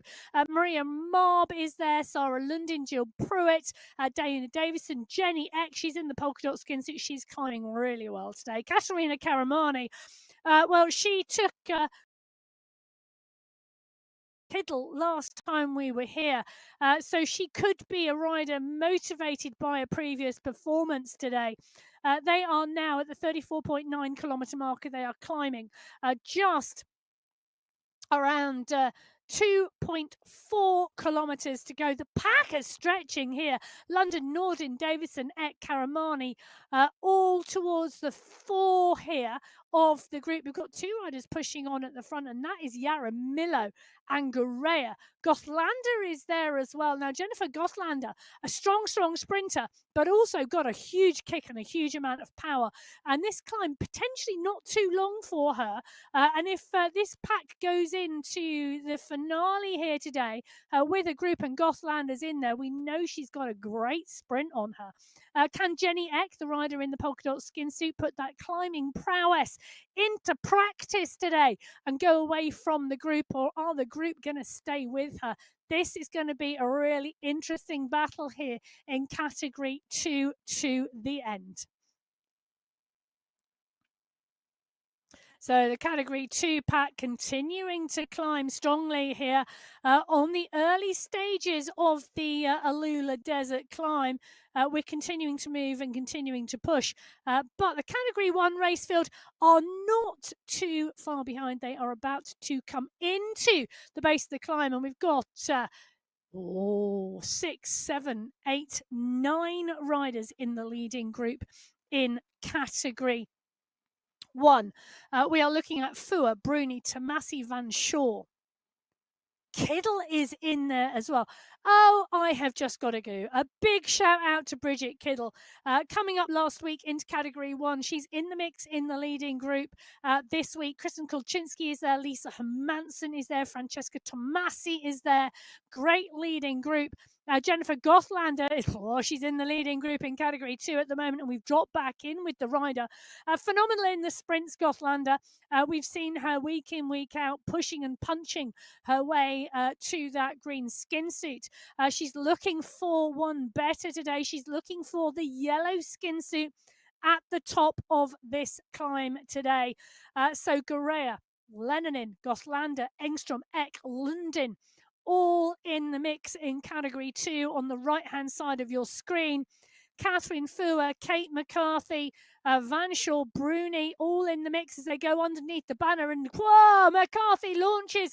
She launches the attack at the base of the climb. Catherine Fua, Gabby Guerra, very quick to mount the charge to follow the wheel. Bruni, Kolczynski, all in there as well. So is Camilla Ahlberg. Now, for me, Camilla Ahlberg is one of those riders who goes under the radar on the Sunday Race Cup. Strong rider, great performances, and she really is a strong rider. Holcroft is in here too. McCarthy pushes on. Guerra, Kolczynski, Ahlberg, Fua, and Holdcroft go, nope, you are not leaving us behind. Kolczynski goes, it's hill climb time of year in the US of A, and I have my climbing legs. McCarthy, I am coming to chase you down as well. So Holdcroft and Kolczynski, Fua cross the gap to McCarthy with Guerra. This is a great group we've got at the moment, but the pack, well, the pack is strong. One or two riders just starting to get distanced off the back here. But the pack are closing down McCarthy. Guerra continues to push up over the top as well. So the question is, how many attacks do these riders have? How many matches do they have to close those gaps down? The first gap is closed. Holdcroft, Guerra, Fua, all back together again at the front of that Category 1 race. Category 2. Well, they've got 1K to go now. 1,000 metres. Pruitt, London, Gothlander, Davidson, Gorea, Engstrom. They're all in the group. Oh, this is going to be a good finish here today. 3, 4, 5, 6, 7, 8, 9 riders in this leading group here that we are watching in Category 2. They're side by side. They are across the road. There is nothing to split this piece. Well, you could put a piece of paper between the front and the back, and Maria Marb is the rider here off the back. So is Katerina Karamani. Karamani needs to squeeze. That's the polka dot banner, and this is the final run for the line. They go through the polka dot banner. They've then got 500 metres. Jenny Eck in that polka dot skin suit. She wants to keep that competition alive. She wants to keep that skin suit. Now, has she done enough? I think she has. We can do a little check here as they come underneath the banner. Jenny Eck does indeed pick up the points in that competition, but Yaramillo and Gorea go straight up and over the top. They can see the banner just around the corner. Gorea has already launched the attack. It's being matched by Eck and Yaramillo. Engstrom, Davidson, Pruitt could be out of this now as these three riders push on. Oh, they go past Birdie and Driscoll, one of the Category 6 riders, Jenny Eck, Sylvia Gorea. These two riders now. Engstrom is out of this, but we've got Yaramillo. Is she with us? I don't think she is. I think this is Eck versus Gorea. Gorea is leading this out. Jenny Eck is in 2. What is going to happen? Can Jenny Eck close the gap? Can Yaramillo pull this back? She's coming. So's Pruitt. So's Engstrom. What have they got? They are lining up like a team time trial at the moment. Sylvia Gorea, Jenny Eck. Jenny Eck is coming. Jenny Eck is going to go past Gorea. What has Gorea got? She has got something, but she leaves it too late. Jenny Eck goes under the line to take the win in Category 2. Sylvia Gorea will take second place today. And Yaramillo. Well, Yaramillo will come through for third. Engstrom taking fourth. Dana Davidson will take fifth. Category 2 are through the line. The attacks are ever present in Category 1, and it's McCarthy leading the charge. She put the first attack in at the base of the climb. She's put the second attack in as well. And there's daylight now between her and Gabby Guerra. 4 seconds of daylight. Catherine Fua is leading the charge behind with Maria Holdcroft and Kristen Kolczynski. But Kate McCarthy continues to push in the polka dot skin suit. The world champion doing what the world champion does, and that is just climb with class.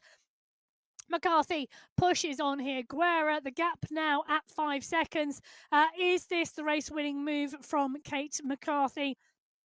She's got 600 metres to go now till she sees that UCI banner, and it's one big dig from McCarthy. She's about to go underneath the polka dot banner. It's the end of the climbing segment, and I think she's going to take away the win. Well, I know she's going to take away the win in that climbing competition today. Guerra goes underneath the banner. Can she close the gap down? Is McCarthy going to hold this to the finish line? 7 seconds between McCarthy and Guerra. These two riders battle week in, week out. It doesn't matter what you throw at McCarthy and Guerra. They battle with prowess, and they push each other to the limit and just make each other get better and better. The rivalry is strong, but the progression is strong as well. Kate McCarthy looks up. The world champion, she's wearing the polka dot skin suit of the climbing competition winner. She sees the UCI banner. She's going to go under to take first place today in the Category 1 race on the MyWhoosh Sunday Race Club. She rode away from the rest of the pack on the climb. Kate McCarthy takes the win. Gabby Guerra, Catherine Fua, we're in the pain caves. Guerra is coming through for second place today. Fua, I think, is going to battle with Bruni, but she's not battling anymore. Maria Holdcroft goes through for third. Catherine Fua is going to come through for fourth. Mel Bruni is going to come through for fifth place today. That final climb is brutal. Francesca Tomasi comes through as well. Kristen Kolczynski is there. So is Camilla Ahlberg. Great racing on the final climb today across all 6 of our categories. We watched Kristen Kolczynski come through and across the line. Kelsey Jade Van Shaw will be the next rider in alongside Lisa Hermansen. Let's take a look at the overall standings. So, Kate McCarthy takes the win for Ablock International.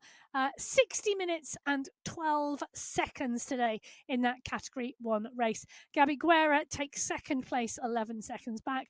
Maria Holdcroft takes third. Catherine Fua comes through for fourth place today, ahead of Merle Bruni in fifth. Francesca Tomasi takes sixth place today. Camilla Ahlberg takes seventh. Kristen Kolczynski takes eighth. Kelsey Jade Van Shaw takes ninth, and Lisa Hermansen will take 10th spot. Jenny Eck takes first in that Category 2 race. Sylvia Goria, Natalie Yaramillo, Cornelia Engstrom, and Sarah Lundin rounding out the top 5. Vessel Rock in Alula, that's where the women race today. And the world champion came out on top. The men are up next for Qualifier 4 in June. They too are on the same route, but an extra 10 kilometres for them today. It's been absolutely fabulous to have you join me today. You can find me at biking_Emma on Instagram. Please do head over, get in touch. We do love to hear from the riders. We will be back very shortly. Don't go anywhere. The men's race is coming up. We'll see you soon for that. Goodbye.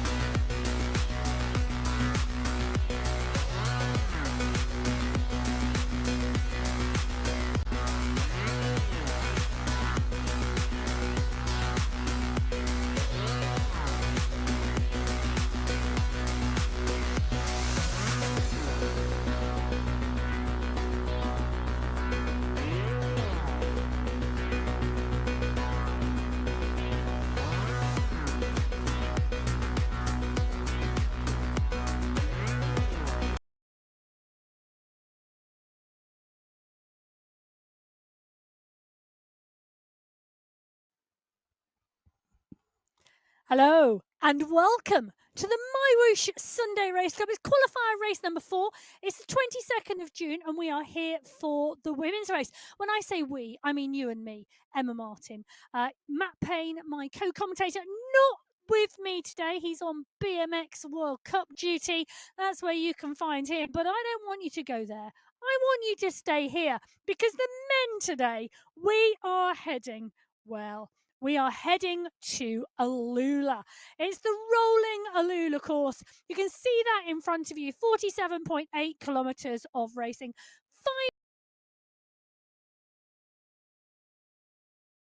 It's a fairly steady start, a few rolling climbs along the way through the Newtown Sprint, then into the Sawtooth Edge profile climb. It's the first categorised climb of the day, 3 of those in total to match the 3 sprint segments along the way.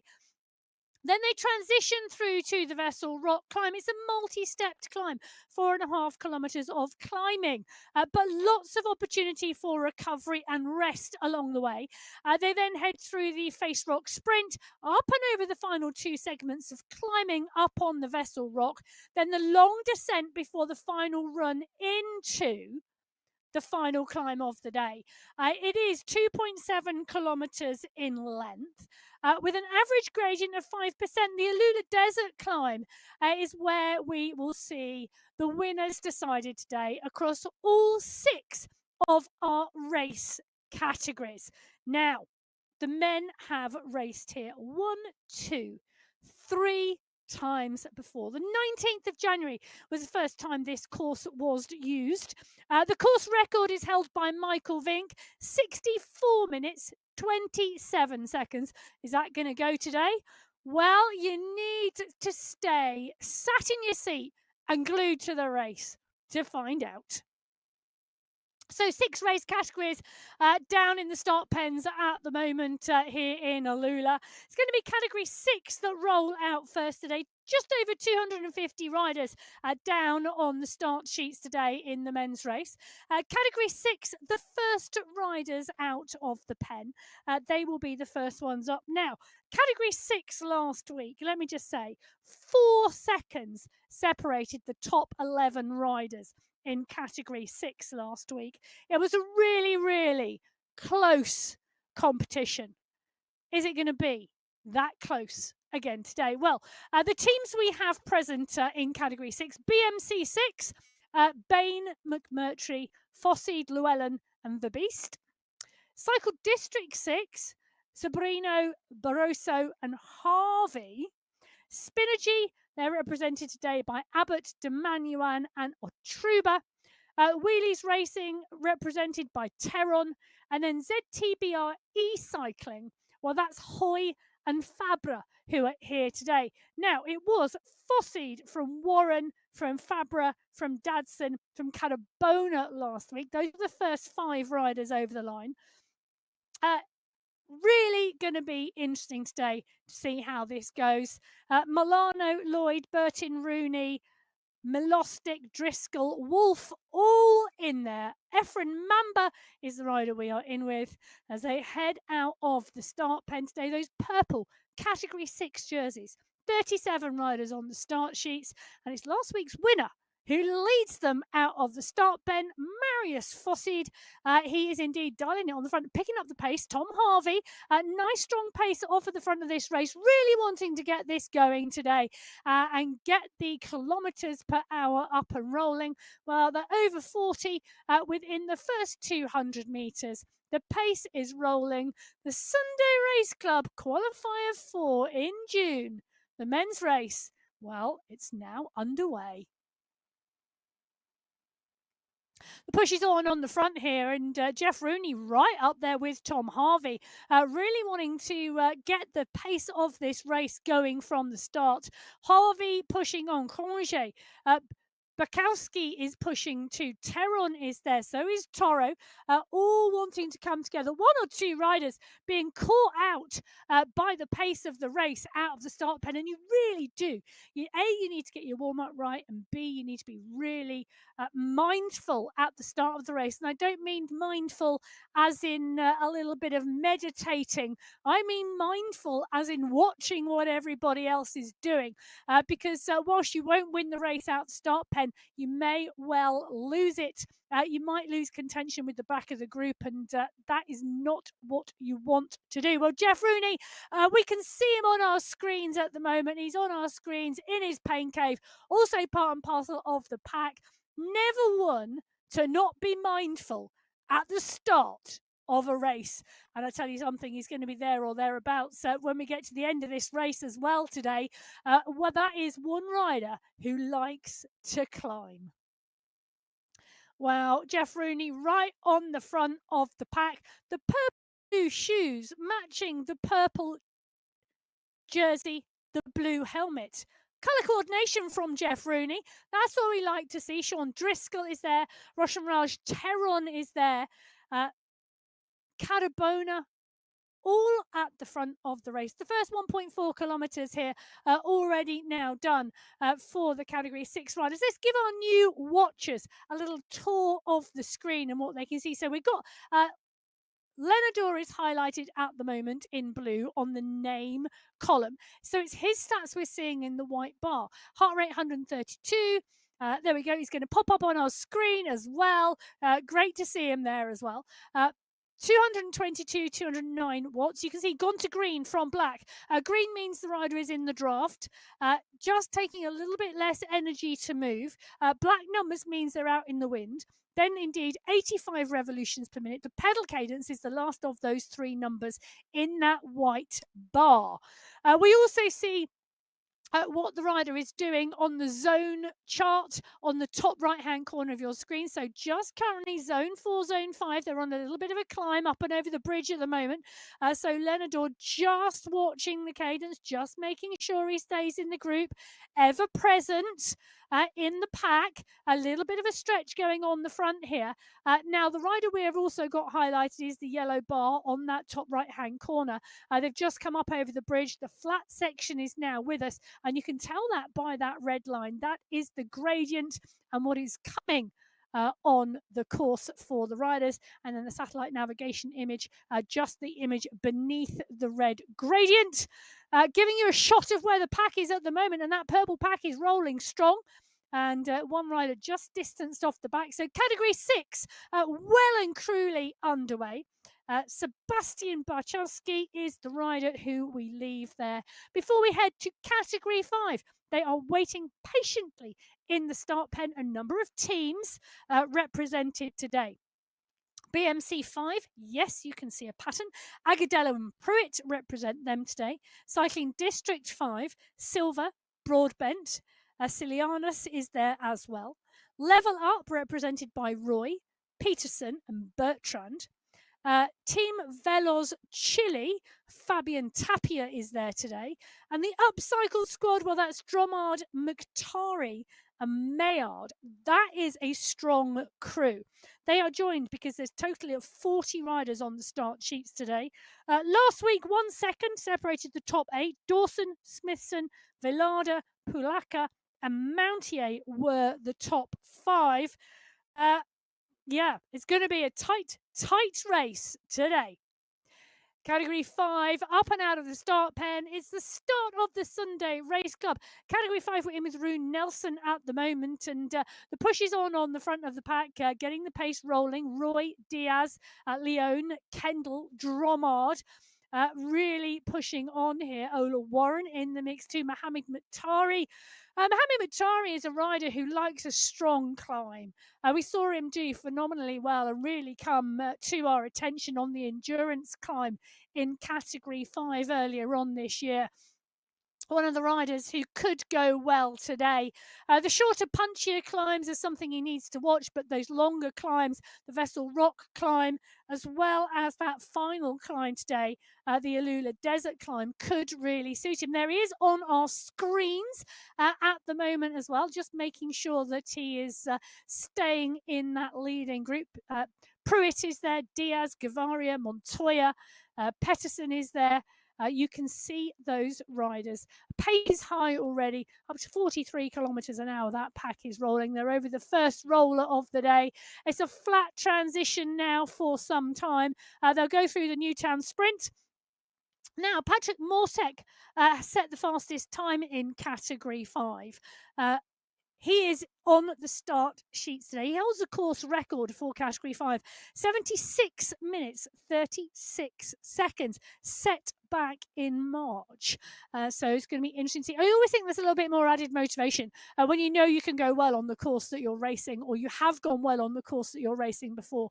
It really does give you a bit of added drive, a bit of, oh, I've gone well here before, I can go well here again. Well, Mortek may be thinking that in the Category 5 race, but undoubtedly a number of the other riders are as well.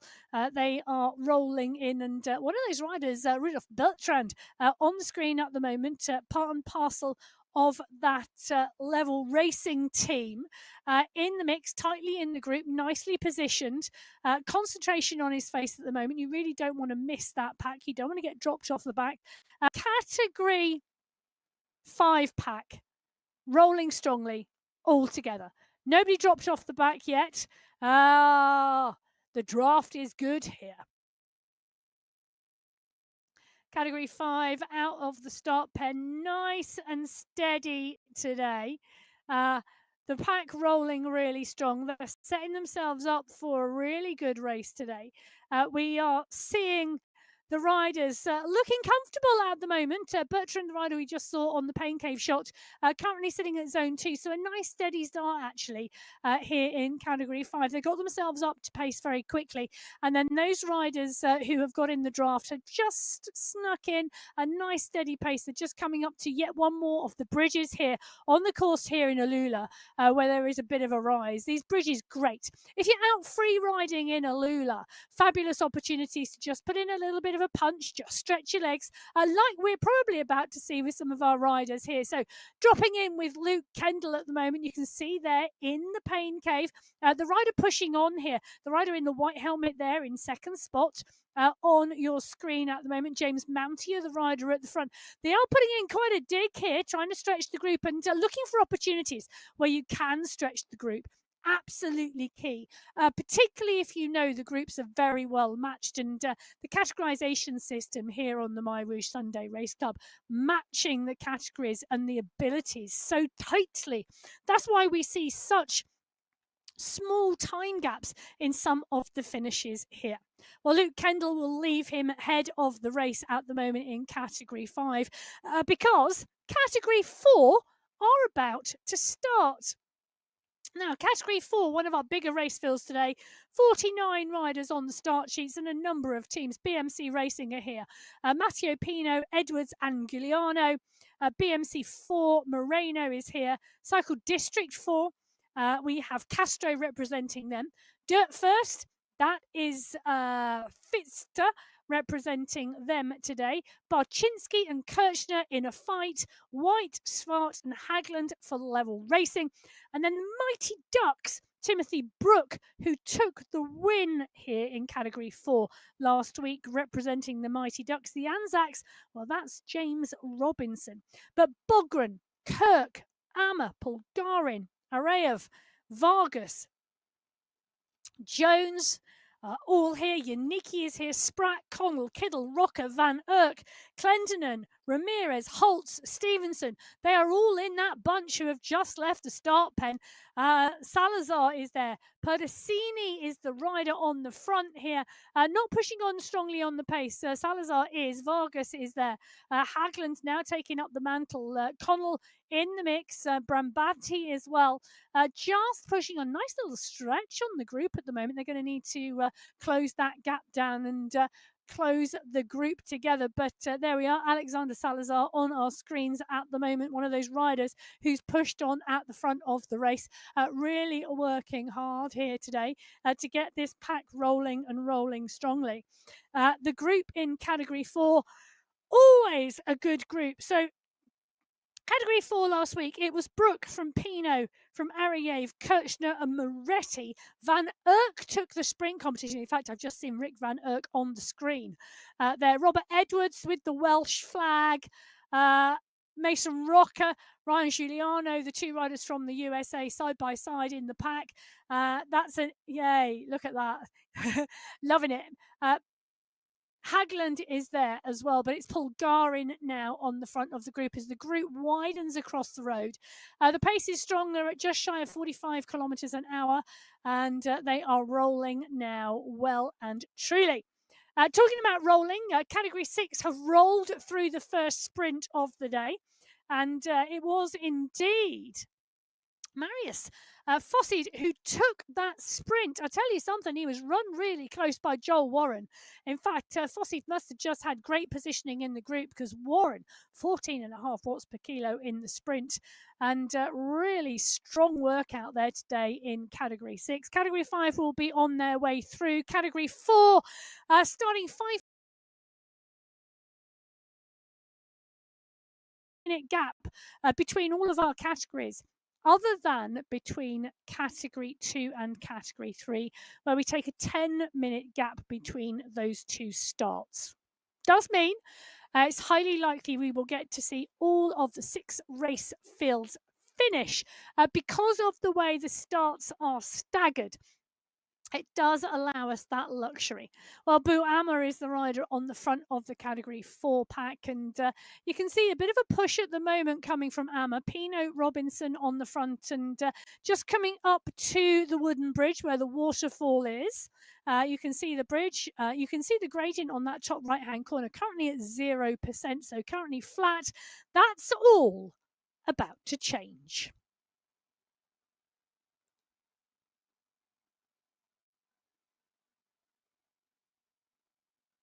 So the Category 4 race field, Brian White is in there, Jean Yannicki is in there too. They're just pushing up over the top there. Category 5 going into the sprint, the Newtown sprint, and Luke Kendall still on the front of the pack. Roberto Diaz, 12.6 watts per kilo. Skretting is coming though at 15.7. Joachim Skretting is absolutely nailing this today. Is he going to take it, or are we going to see one of the riders from further back in the field? Joachim Skretting at the moment in the green skin suit. Oh, he holds it. Oh, great sprinting from the rider from Sweden. Skretting at the moment in that number 5 on his back. Green skin suit indicating he's currently leading the points competition. Now, the sprint competition and the climb competition both done on points. The fastest time through both of those two competitions in each category being awarded 5 points, the second time being awarded 4, 3, 2, 1. And then as we go through the 3 sprints and as we go through the 3 climbs, those times are added together, giving us the overall competition. Category 3, they are 49 riders today on our start sheets. The Anzacs Bloom is here. BMC 3 represented by Kennett. Cycling District 3, it's Oliveira, Andrade, Piera, both Marcus and Pedro. Level Golden, Morgan, Rimborg, Philo, Solgar and Bakken. Peak Power Racing, Joseph Miller. Niall Batty is here for Sirocco. And then it's up. Well, Montoya Orego and Walter Clays. Walter Clays took the win here last time we were on this course in Category 3. It was Andre Diduch who took the win last week. Henrik Oyer took second. Pierre Fell took third. Oleg Kochkov took 4th place. They are all here as well. Category 3 leaving the start pen. We're in with Dylan Kenner at the moment. A rider from New Zealand who joined the Sunday Race Club in Category 6 and has been progressing as he has returned to form and got stronger and stronger. Nicholas Orego is in there. Nico Cansara is in there. Jeff Creel is in there. And these riders now rolling up to pace very, very quickly. None of the riders getting dropped off the back at the start. Everybody in contention. Conrad Fenderich as well in that mix. Patrick Bloom is the rider on the front of the race, but there's not a real stretch coming off of the front. And in fact, the group settling down very nicely. First small bump, first small climb of the day coming very quickly after the start, just to make sure that final stage of your warm-up is complete. Henry Yeese is in the mix. Daniel Cadiz, Rune Bakken is here as well. In fact, he is one of the very strong riders in the group as well. Now, we've talked about categories 5 and category 6 today being very closely matched last week in Wollongong.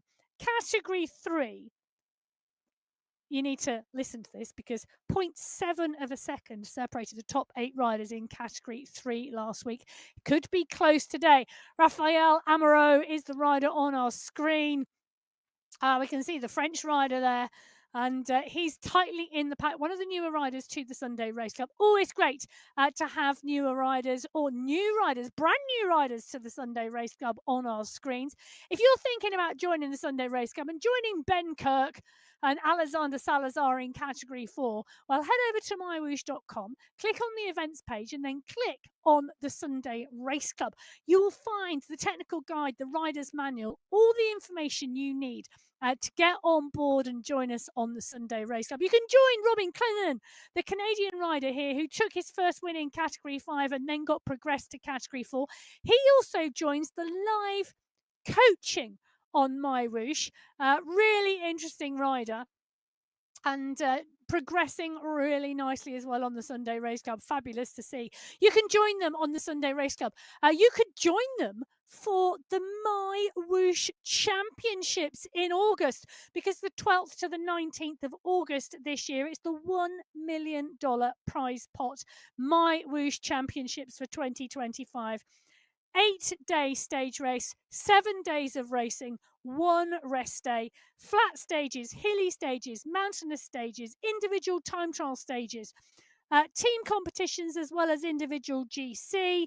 You need to check that out and be on that start line. Well, Patrick Bloom, I have no doubt, has been checking it out, and so is Christopher Morgan, the rider. He is joining there. Andrada, Orego, Oya, and Kennett are the riders doing the chasing down behind. But this push, we said these bridges enable the riders to push and just to stretch the group. Well, I think this category 3 pack have decided they don't want 0.7 of a second separating the top 8 riders this week. They want it clear and decisive. And Patrick Bloom is part and parcel of that clear and decisive plan. Well, Bloom, Morgan, Clays. Interesting that it's Walter Clays paying close attention at the front of that group. Previous winner on this course. He knows what it takes. He knows where to attack. He knows the key strategic points you need to be, and well, placement within the pack you need to be when you get there. Now, the first sprint of the day, there are 3 200-meter sprints. The first sprint coming at the 5.3 kilometer marker. The second sprint comes at 31.7, and then the final sprint real late in the day at 44.2. Walter Clays, now we said he knows what it takes to win on this course. He's won on this course before. He's looking quite calm and collected in the back of the pack in the draft with the fan blowing. It's warm across Europe. It is at the moment. He's got company, it looks like, in his pain cave. A little motivation by his side, just stepping up onto those pedals and closing that gap down into the bunch, ensuring he stays in the draft for as long as possible, because at some point today he's going to be out of that draft if he wants to be in contention for the win. Well, Breck McMurtry, he is off the front of the category 6 group at the moment, pushing on here underneath the Polkadot banner. This is the first part of the climbing competition today, the Alpha Hills climb. Sawtooth profile, and you can see that on the top right-hand corner of the screen. That graphic really clearly showing you the profile of this climbing segment. Now, Maxime Fabre on our screens at the moment, part and parcel of that category 6 bunch. The punch is on from the front, and we've got a rider clear at the moment, but the rest of the pack now all trying to push together. One or two riders just getting gapped. They're going to need to close that down. One of the key things here is to use the momentum. There's a balance here, a fine balance between using the momentum on the descents to take you into the climbs and getting enough rest and recovery to be able to continue to kick and kick regularly as you go through this climbing segment. McMurtry 2 seconds off the front. Fabre now coming on to second. Rooney, Lenador, all in the mix. Cadabona is there as well. Ensuring you are towards the front of the group and you're in the right position here, absolutely key. And those riders who are going to want to be here towards the end of the race will be ensuring they are in that front pack and not getting dropped, but not using too much energy. Well, Category 6 are already on the Alpha Choir Hills. Category 5, they will be into that section next. Category 6, the sprint has already taken place, and Rick Van Urk, well, he's a dominant sprinter in that Category 4 pack, is in the green skin suit. Category 3, they are rolling in towards that sprint now.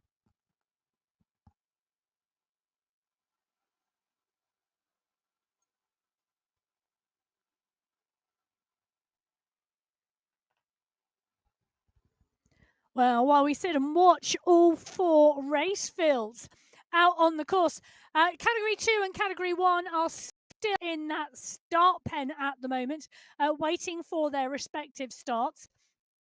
Category 6, they are the furthest down the road at the 14.2 kilometre marker. Category 5, 11.3. Category 3, the last ones of our race fields so far out the start pen, 4.9. So you can see the difference there. It's nearly 10 kilometres between Category 6 and Category 3. The packs are rolling though. Category 3, some way to go until they get to the Alpha Choir Hills, but they are about to come into the new town sprint. Now, sprinting technique, utilising the draft, absolutely key. This is a big pack of Category 3 riders, and I would be expecting whoever is wanting to contend the sprint to be towards the back of the group. Andre Diduch is there, Nicholas Fournier is there, Henry Oyer is there.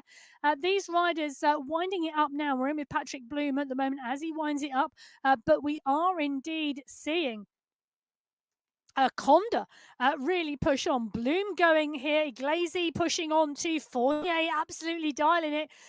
These riders nailing this sprint here. Who's going to take it? Bloom, Iglesi, Fournier. Patrick Bloom takes the green skin suit in Category 3. But I tell you something, the pace of that sprint not matching the pace of the earlier categories. So Patrick Bloom slots into 9th overall on the fastest sprint leader table, but picks up the green skin suit in Category 3. For my mind, the Category 3 pack not rolling as fast as those other groups. So the launch for Bloom not as coming off as a faster base pace as some of those earlier categories. So 4 categories out onto the course. 2 categories down there in the start pens, the green and the yellow jerseys. It's Category 2 who are going to be up first. Category 2, 45 riders on the start sheets today. We've got a number of teams represented. Ivan Nuki from the Abu Dhabi team. Diego Clemente from Cycle District 2. Maurice Ritter is there for the Smarties. Tatu Koisnen and Zach Nair for the Hitmen. Hamid Al-Tajaji for the UAE Falcons with Zaid Hamid. X100, Pablo Popovic and SS for the UAE Clan team. Well, they are joined by a great number of riders. Mendakowicz, Skiersey, Sladek, Bjorkland, Morelli, Nitko, Darn, Mundell, Kisnowski, Gates, Santos, Simmons, Stepanak, Milostic, Graves, Lane, all on the start sheets today, all looking for a strong ride. Marcin Wozniak is the rider we are in with as the Category 2 riders leave the start pen Qualifier 4 in June, the MyWhoosh Sunday Race Club. It's the finals next week, and they are all going to be lining up for the team racing and the individual competition in Wollongong in Australia. But today, they have got to get through Alula, 47.8 kilometres of racing. 566 metres of climbing. Face our Category 2 riders. The pace is up to 40 kilometres an hour already. They are rolling strongly out of the pen. A little bit of a stretch on the group, but I'm sure that will all come together. Karel Sladek, Matthias Van He, Tatu Koinstenen, all in the mix. Congratulations to the new member of the family, of the Koinstenen family. That's fabulous to see. Wozniak is the rider we are in with at the moment. He's neatly tucked into the pack. Now, one of the riders missing from the Category 2 pack today, he's not missing, I know where he is. Simon Walter sent me a fabulous picture this morning of the sunrise in Mallorca, because that's where he is. What can I say but a beautiful sunrise over Cap Formentor this morning for Simon Walter. I'm pleased he's having a very lovely sunny week's training out there. I'm sure he will be back on the Sunday Race Club very shortly. Next week, I bet, actually, for the final. Fully rested as well as fully trained. Well, Phil Graves in the mix here. He had a great race last week, taking second place. It was X100, Graves, Bjarhead, Ospina and Bendakowitz last week in Category 2. Olivier Simmons took the sprint and Peter Milostic took the climbing competition. Interesting that the climbing competition went to somebody outside of the top 5. It does happen. Now, last time we were at the Vessel Rock course here in Alula, or the Alula Adventure Loop, if I give it its correct title. It was 68 minutes, 18 seconds, the time set in the Category 2 men's race. Vidal Mayer was the rider who set that time. He's not on the start sheets today, but there are a large number of riders who are and who will be looking for that. And last time 2 seconds separated the top 10 riders. That was back in March. So a lot of 9 other riders were very close to Vidal Mayer for that time. I think we're going to see a great contention here because the type of climbing here on the course in Alula, short, sharp climbs. The first section of climbs, the Alpha Croix Hills, short, sharp kickers. The second section, the Vessel Rock climb, short, sharp climbs with plenty of opportunity to bring your heart rate down before you go again. Then we go into the final climb, 2.7 kilometres at 5%. Category 2 really tightly matched, and it's going to be a great finale in Category 2 today. Ika Morel is going to be one of the riders in there. David Darn, Andrew Downey, Maciek Skierski, Nathan Guerra, Damsgaard is there as well. Stepanak, Godzari in the mix, and Kaplinski too. Really, really close race. I say that about all of our categories because the racing is close. Category 2, week in, week out, so close. It really is. There is Maciek Mendakowicz on our screen and David Nitko, 2 of the riders who should be there or thereabouts towards the end. Daniel Mundell is there as well.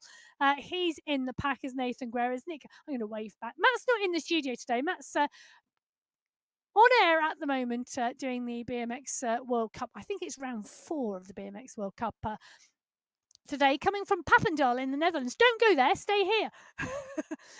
Because Category 1 are about to leave the pen. Category 1, 32 riders on the start sheets. The Alpha Jaw squad, that it is. Daniel Turek, Lionel Vujasin, Mikhail Kaminski, and Ollie Jones. They are with boss moves only, though. Who is the boss? I don't know, because Jason Osborne, Michael Knudsen, Michael Vink, and Syed Safra Zaidi represent that squad. The Cycle District squad, they have a race field in every category. In Category 1, it's Adrian Alvarado who represents them today. The Farm Watts squad, Andreasen and Planchero today. And then Marshall Wu from HCNSVE. Last week, Osborne took the win from Vink. It was Jones in 3rd, Wu in 4th. Paradines took the sprint, and Hayden Pucker, who is not on the start sheets today, took 5th spot. Category 1 are up and away. Out of the start pen today, 32 riders. Miller, Panizza, Van Els is there. Paul Skierski, Michael Machado, Lucas Hayland, Christoph Flubus, Khan Kayan, Jeffrey Miller, Bruce Bird, Bert Kayan, Alexei Kalman, all in the mix alongside those riders in the named teams. Now, the team competition comes into play in the monthly finals. You have to have 2 verified finishes from the qualifying races to be eligible to partake in the team competition in the final. You can ride the final now as an individual if you don't have those 2 verified qualification races. I'll get my math around that. And that was a change to the regulations quite recently. And with riders wanting to join the Sunday Race Cup but not able to join until we get to Qualifier 1 if that finals was the next race going. Now they can, they just can't be part of that team competition without the 2 verified rides. So Miller, Milostic, Turek, Paradians, Vink, Kaminsky, all in the pack. The pack rolling 45 kilometers an hour. A nice fast start, up to speed very quickly in Category 1. They're going to roll their way through the race. So it's going to be interesting to see whether we see Vink and Osborne do the normal Vink and Osborne attacks and how active we're going to see this group be before they get to the Vessel Rock. Now, no spoilers, but the women were on the same course earlier on today. The men have an additional 10 kilometres at the start of the race. And then the final 37.4k is identical. Dan Turek is on our screen at the moment. You can see him sat in the pack, sat in his pain cave, comfortably at zone 2 riding at the moment and keeping an eye on what's going on as they come out of that pen. Now, as I was saying, no spoilers, but the women were also on this course. And we had a lot of we got a double wave from Daniel Turek. And we had what I'm going to call a lot of energy conservation going on in the women's races across all 6 race fields today. Really maintaining and using the opportunities to maintain energy and save energy for the punchy natures of the climb. The punchy climbs tend to be higher power, take more out of you, repeatable efforts, and then that final climb of the day, wanting to save energy for it. It's going to be interesting to see what happens in the men's racing as to whether it follows suit. Now, Andrew Downey, Category 2, has decided it's not following suit in Category 2. He's gone off the front of the pack now. This is also another tactic that we see in the racing. Going into the sprint, one of your riders, you send a teammate down the road because the charge in and utilising the draft really key as part and parcel of the sprints. If you've got teammates down the road not looking to contend the sprint, enable you to take that draft all the way through. Sometimes that is a very strong tactic. Now, we saw Ricky Lane doing the sprinting, but Dorvin Ellos picking up the jersey. Now, really, the draft, interestingly here, 15.8 watts per kilo average for Ellos. That was a massive sprint. Mark Gates in 2, Ricky Lane in 3. Got a lot of people contending the sprint competitions today in each of the categories, but Dorvin Ellos picking up the green skin suit in Category 2. The push continuing to be on. Maciej Mendakowicz now deciding that he doesn't want the group to sit up. He doesn't want the group to sit up after the sprint and recover. He wants to keep pushing on now. And what we see is the riders even not contending the sprint, having to move to zone 5 to stay with the pack. So picking up the pace, zone 4, zone 5, not pushing into zone 6. They don't want to go too close to the red line, but they need to pick up the pace to stay with the pack through the sprint. Then there's the issue. Do you sit up and allow the group to reform, or do you do what Maciej Mendakowicz has just done and push on after the sprint to ensure that the riders do not get as much recovery as they could? Well, Giselle Betty is the rider we're in with at the moment. A recent progression to Category 1 has been well deserved. Absolutely fabulous racing in Category 2, being rewarded by progression to Category 1. Really interesting to watch this rider's journey into Category 1. And at the moment, one of the other riders, Lyndon Milostic, the Australian rider, second in those Australian championships this year, just hanging off the front of the pack. Betty tightly in the mix behind. Milostic joined the Sunday Race Club in Category 2 as well, same as Betty, and has progressed to Category 1, has been riding really strongly. And I imagine will be wanting to challenge for a spot at those World Championships in November.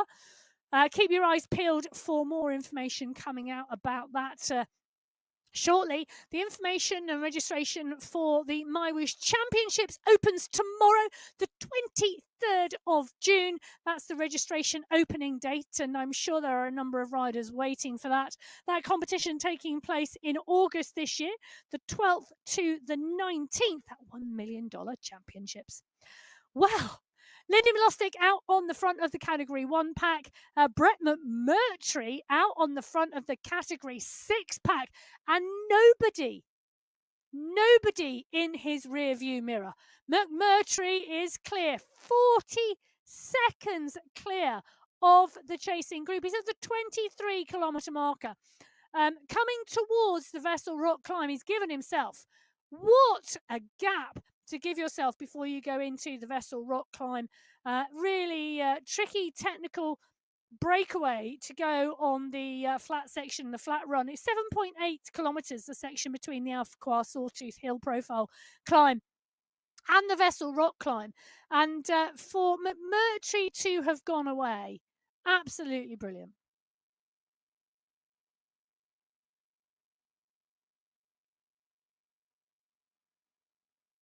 So McMurtry away and Category 6. Category 2, continuing to push here. Big group. We've got Damon Kiesnowski on the front with SS, Nitko, Sladek, Milostic, Morel. All coming to the fore, just watching the front of that group really strong. They're continuing to push here. Sladek, Morel, both coaches that you can join on the live coaching on MyWhoosh, doing the business as well as walking as well as talking. They do both. They walk the walk, they talk the talk. And they're putting in strong race performances as well here. Marcin Wozniak, Che Holweiler, Tord Allenshung in the mix. Carlos Ramirez is there just watching the front of the group as well. And really nice to see Damon Kiesnowski on the front of this group. And they're rolling through at the 8.6 kilometre marker. They've still got some way to go before they get to the first categorised climb. But the pack is rolling well. Category 1 just through the start of the sprint. Jason Osborne on the front, just stretching his legs. Not sure what's going on behind, but he's stretching his legs up front. And he is indeed Paradines. And Manchando, Mikhail Manchando, Portuguese rider, pushing on as well. But Jasper Paradines, the rider in Category 1, setting the fastest time. Jeffrey Malure taking second spot. Manchando taking third in Category 1. Let's take a look. Paradines pushing through that sprint to take top spot, 10.9 seconds. Dorvin Ellos taking the sprint in Category 2. Patrick Bloom in Category 3. Rick Van Erck in Category 4. Joachim Stretting in Category 5. And Marius Fossid in Category 6.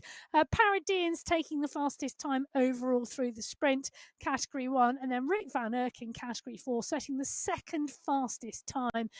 Jeffrey Malure taking second spot in Category 1, setting the third fastest time overall. Well, Jason Osborne now pushing on. I did ask the question, didn't I?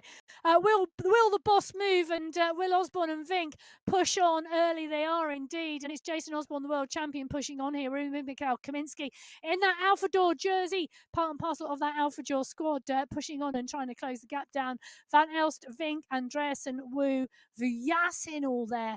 Osborne, the rider, just stretching his legs out front and ensuring the group behind him continue to push and continue to work. He likes a hard race, this Jason Osborne.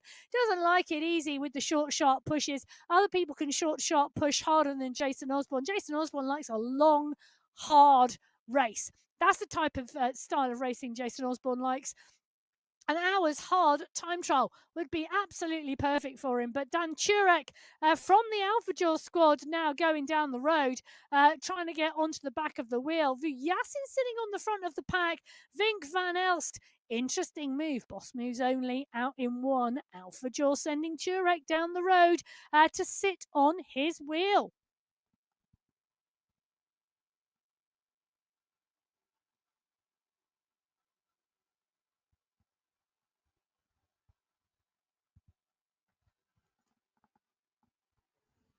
So Turek coming up to the back wheel of Jason Osborne. Jason Osborne just pushing on a little bit more there, making Turek seriously work for that wheel. Vuyasin, Vink, Manchando, Betty all sat behind. Nobody there pushing on. The question is, will Vink now go down the road because the catch has been made from Turek? Two riders down the road, two different teams. Might not be the mix they wanted. Nicholas Hagland, you can see riding outdoors. I do love that when we see our riders riding elsewhere. So the rider in Category 4. The Category 4 pack really split. Hagland out in the fresh air, sunglasses on. I'm loving the fact we've got the sunnies on whilst riding esports. Love it. Have bike, will travel, will race, have turbo. Exactly what you need. So Nicholas Hagland showing us how it's done. You can take your turbo with you anywhere you like around the world and race the MyWhoosh Sunday Race Club. He's with Boo Ammer at the moment. Vargos just up ahead with a group of riders.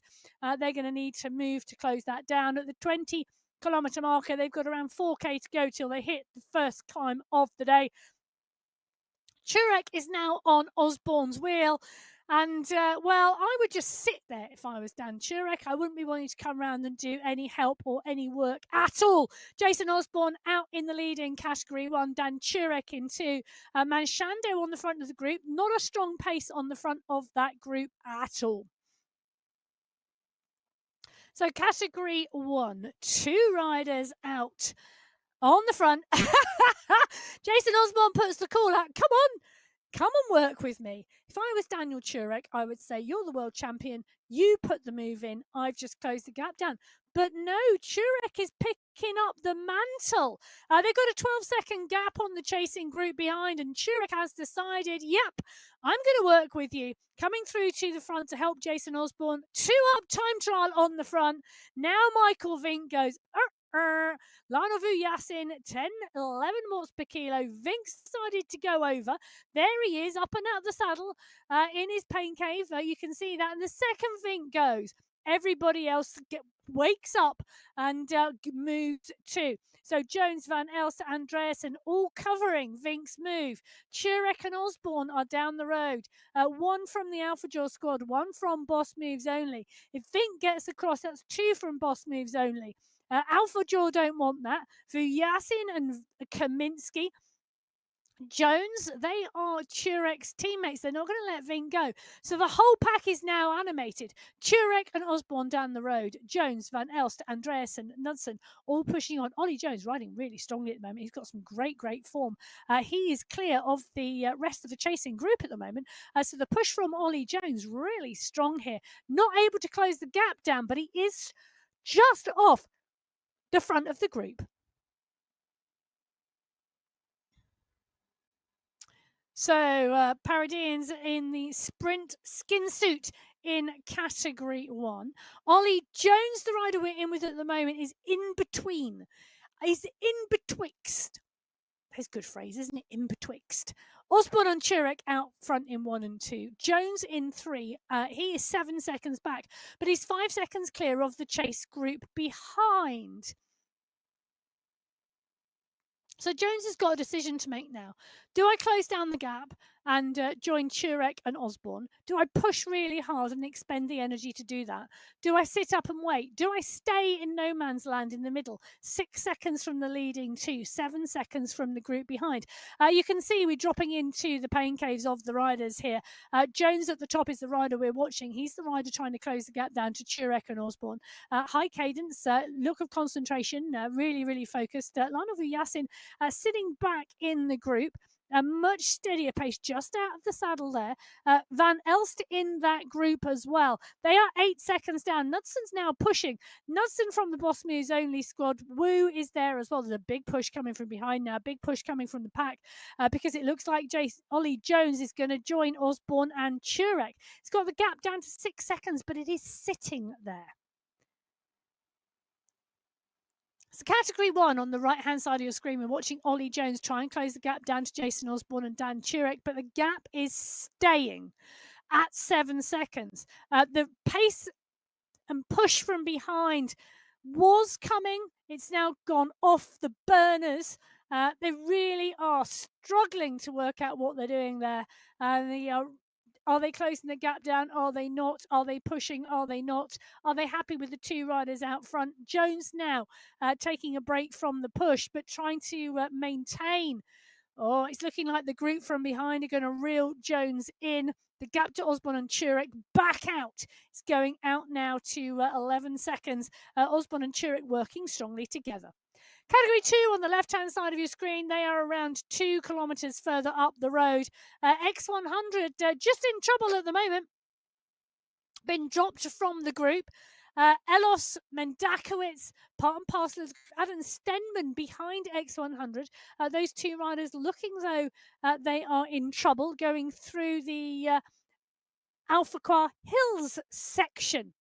Now, through the Alpha Hills section, Category 5, Category 6, Category 3 and Category 4. Category 2 are the riders not through there yet. Category 5, they are on to the Vessel Rock climb with Category 6.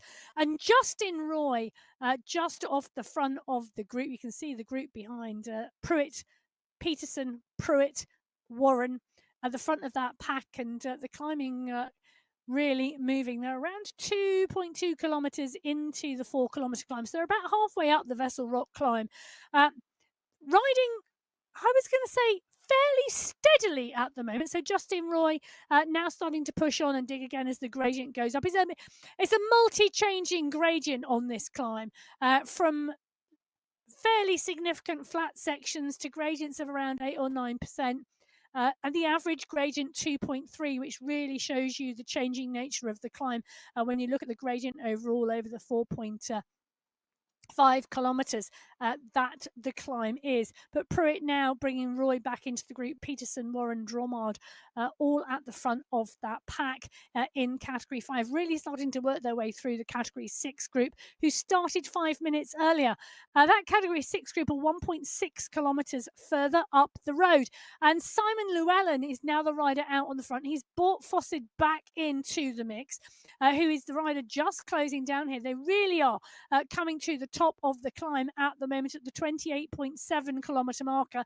If we swing, there we go, we swing the camera, we see the polka dot banner and Fawcett sprinting for the line.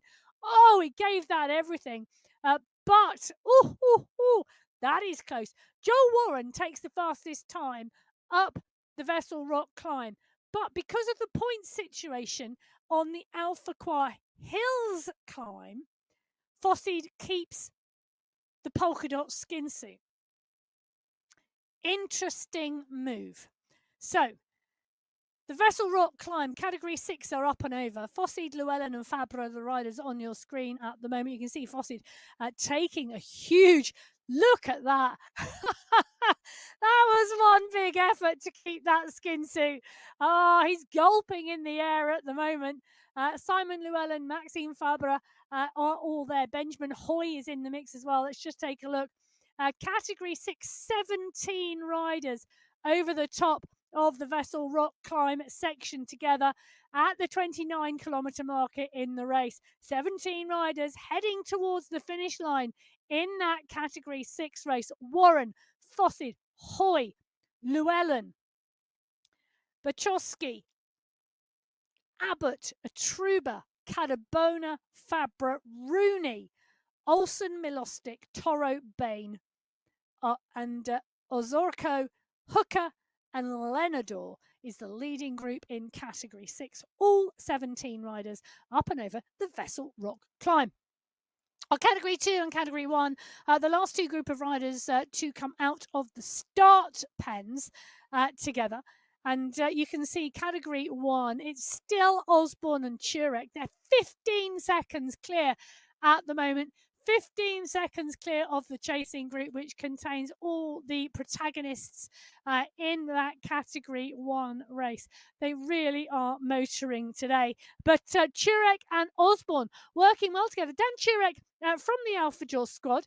Jason Osborne, the world champion, from the Boss Moves Only squad. These two teams, well, Turek and Osborne are working to stay clear, and they've just gone into the first climbing section of the day, the Alpha Hills.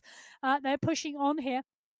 Interestingly to see, they are still 2.5 kilometres behind the Category 2 pack, which tells me the Category 2 pack have been rolling strongly and continue to roll fast. With the attacks that are coming in Category 1, they've not really broken that 2.5k marker yet.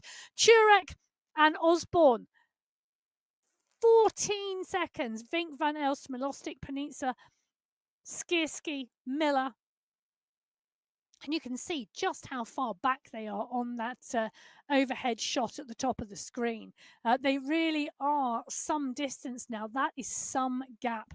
Can Osborne and Turek stay clear? Do you know what? I absolutely would not put it past them to stay clear for the rest of the race. Well, it's Category 5 now, coming to the top of the Vessel Rock climb. Big push over the line. Pruitt, Warren, Mountier. Where is that skin suit going to go? It's going to go to Michael Pruitt, setting the fastest time in. Well, actually, do you know what? He doesn't. Ola Warren sets the fastest time on the climb, but combined with the Alpha Fakar Hills climb, it stays on the shoulders of Michael Pruitt. Tom Verham goes to the fore of the race and continues to push. It's a flat top to that Vessel Rock climb before the descent, and he's pushing on there. So Warren, Pruitt, Mountier, Verham, Dromard, Kendall, Mukhtari, all towards the front of the group.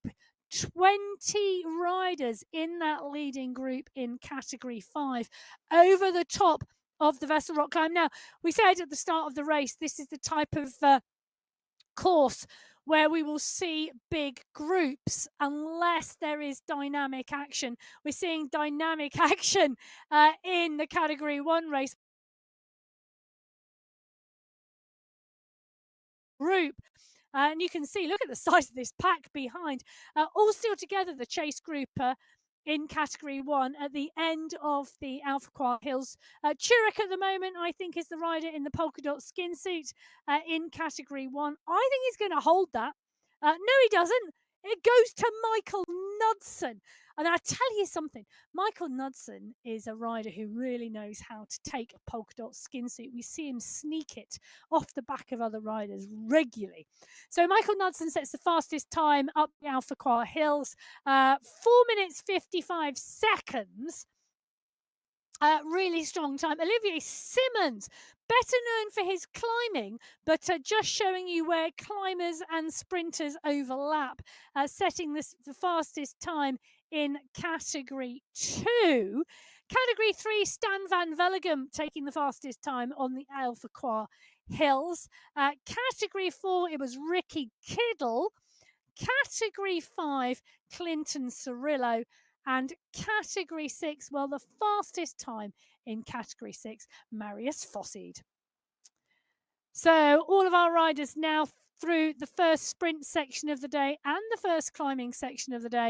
The Category 1 pack now, wow, I'm just taking a heads up as to where Turek and Osborne are. And you can see the pack pushing on. They are up further up around the corner and starting to motor. And Safra Zaidi, Wu, Flubus, all in this group. Skierski is here as well as Jones. They are all in that leading group.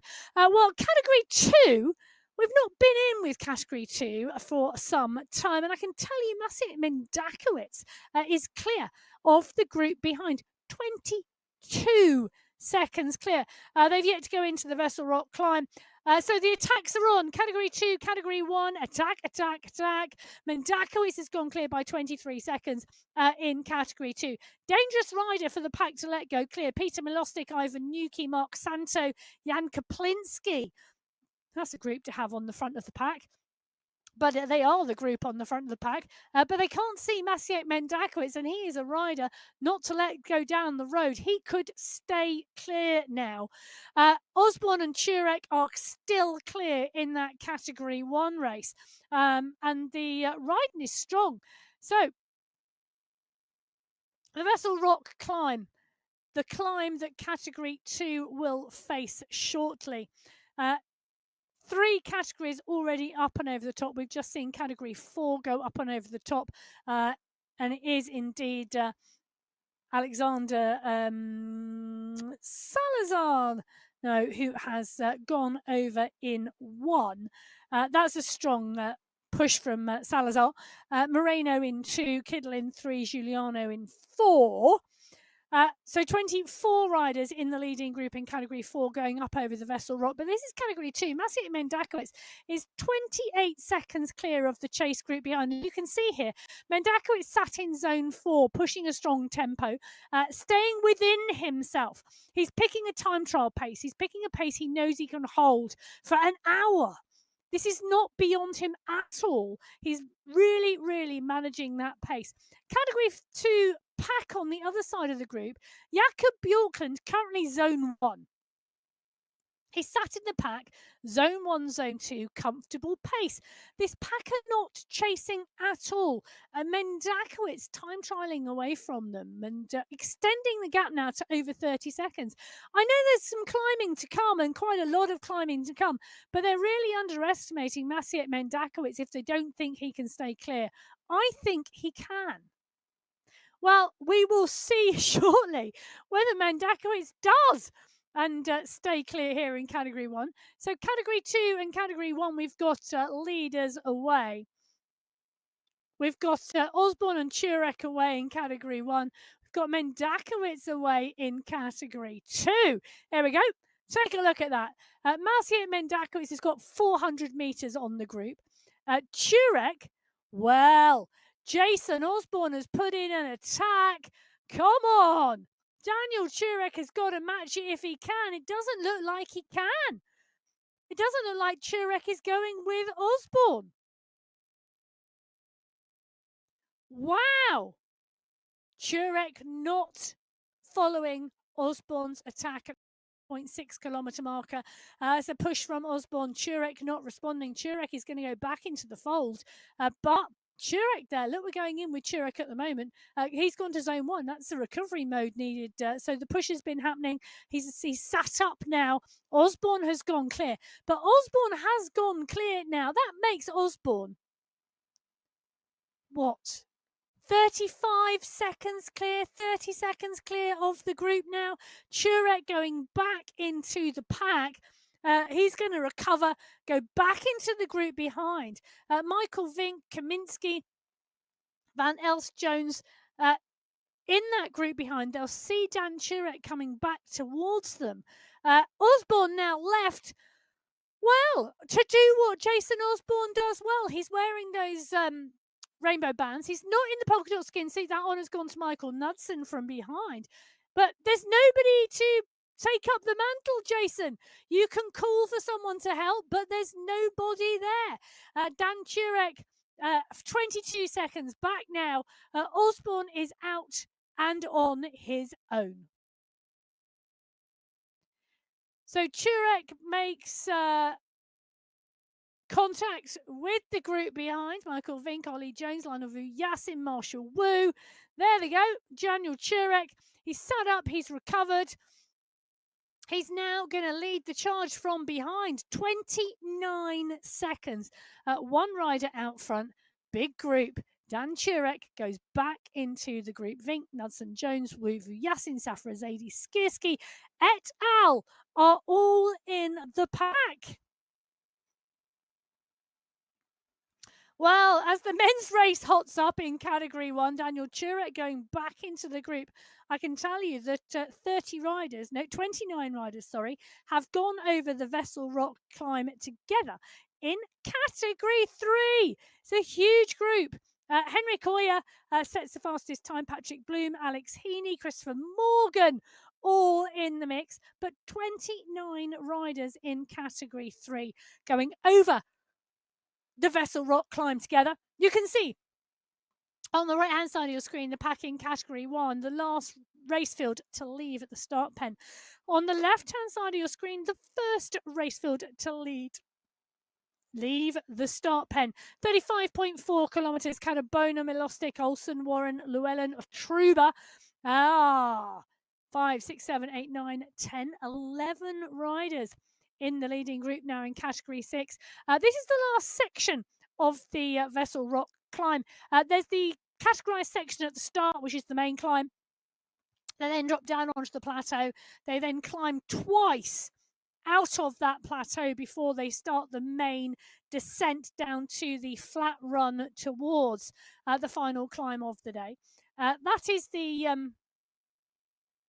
polka dot banner. The back of the category 2 fielder, Olivier Simmons, Stepanak, all continuing to push on, pushing into the group. X100 is closing the gap down. He's a master of sitting at a time trial pace and just pushing back into the group. Karasledek has been dropped. X100, Patrick Stepanak now coming back onto the group with Olivier Simmons. They've pushed on and pushed through. Multiple steps on this climb, which does allow you to do that. You can kick on the climb. You've then got a period of recovery or a period to push back into the group if you want to hold the pace, because you know the group are going to sit up for some time. A big group here. X100, Ricky Lake still trying to push on into that group, not quite making it. Jason Osborne is over a minute behind, well, around 500 meters behind, actually, which puts the leader of the Category 1 race 500 meters behind the main race field in Category 2.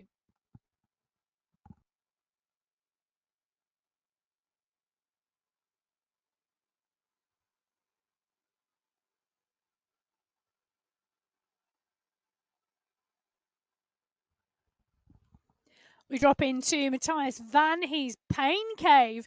He's with the pack. They're just on this short, steep section here on the Vessel Rock climb. This really is climb number 2. It does lead to the longest plateau on this climb before we really start to kick. And Van Hee up and out the saddle, you can see 70 revolutions per minute, his pedal cadence, 600, 360 watts he was at there, adding watts to you, Matthias. You might want those. Heart rate at 176. He's up and down on those pedals now, settling back into zone 2 to take a little bit of recovery in the pack before they kick and climb again. So on the right-hand side of your screen is the pack in Category 2. On the left-hand side of your screen is the lone leader, Maciej Mendakowicz, and he is holding that lead strongly. He's holding that lead in a very similar way to Jason Osborne is holding the lead in Category 1. He is out clear of this race field by a significant margin. So the Category 2 race field and the Category 1 race field are some distance away from each other. You can see that around around 1.4 kilometers. The front of the race fields, though, are not that far different, because the front of the Category 1 race field, Jason Osborne, is much closer to that chasing group than this pack, because Jason Osborne is some way up the climb ahead of this group. Michael Knudsen will have started his climb towards the back of the pack in an effort to squeeze as many seconds as possible out of his time to ensure he keeps that polka dot skin suit. Dan Turek, one of the riders who was in that breakaway with Jason Osborne earlier on, now in the Category 1 group and this pack of climbers. They're about to push on that short, sharp punch. Category 2, the big pack here on the main segment of climb at the moment of the 26.5 kilometer marker. They really are continuing to climb. So Category 1 and Category 2 on the Vessel Rock climb at the moment.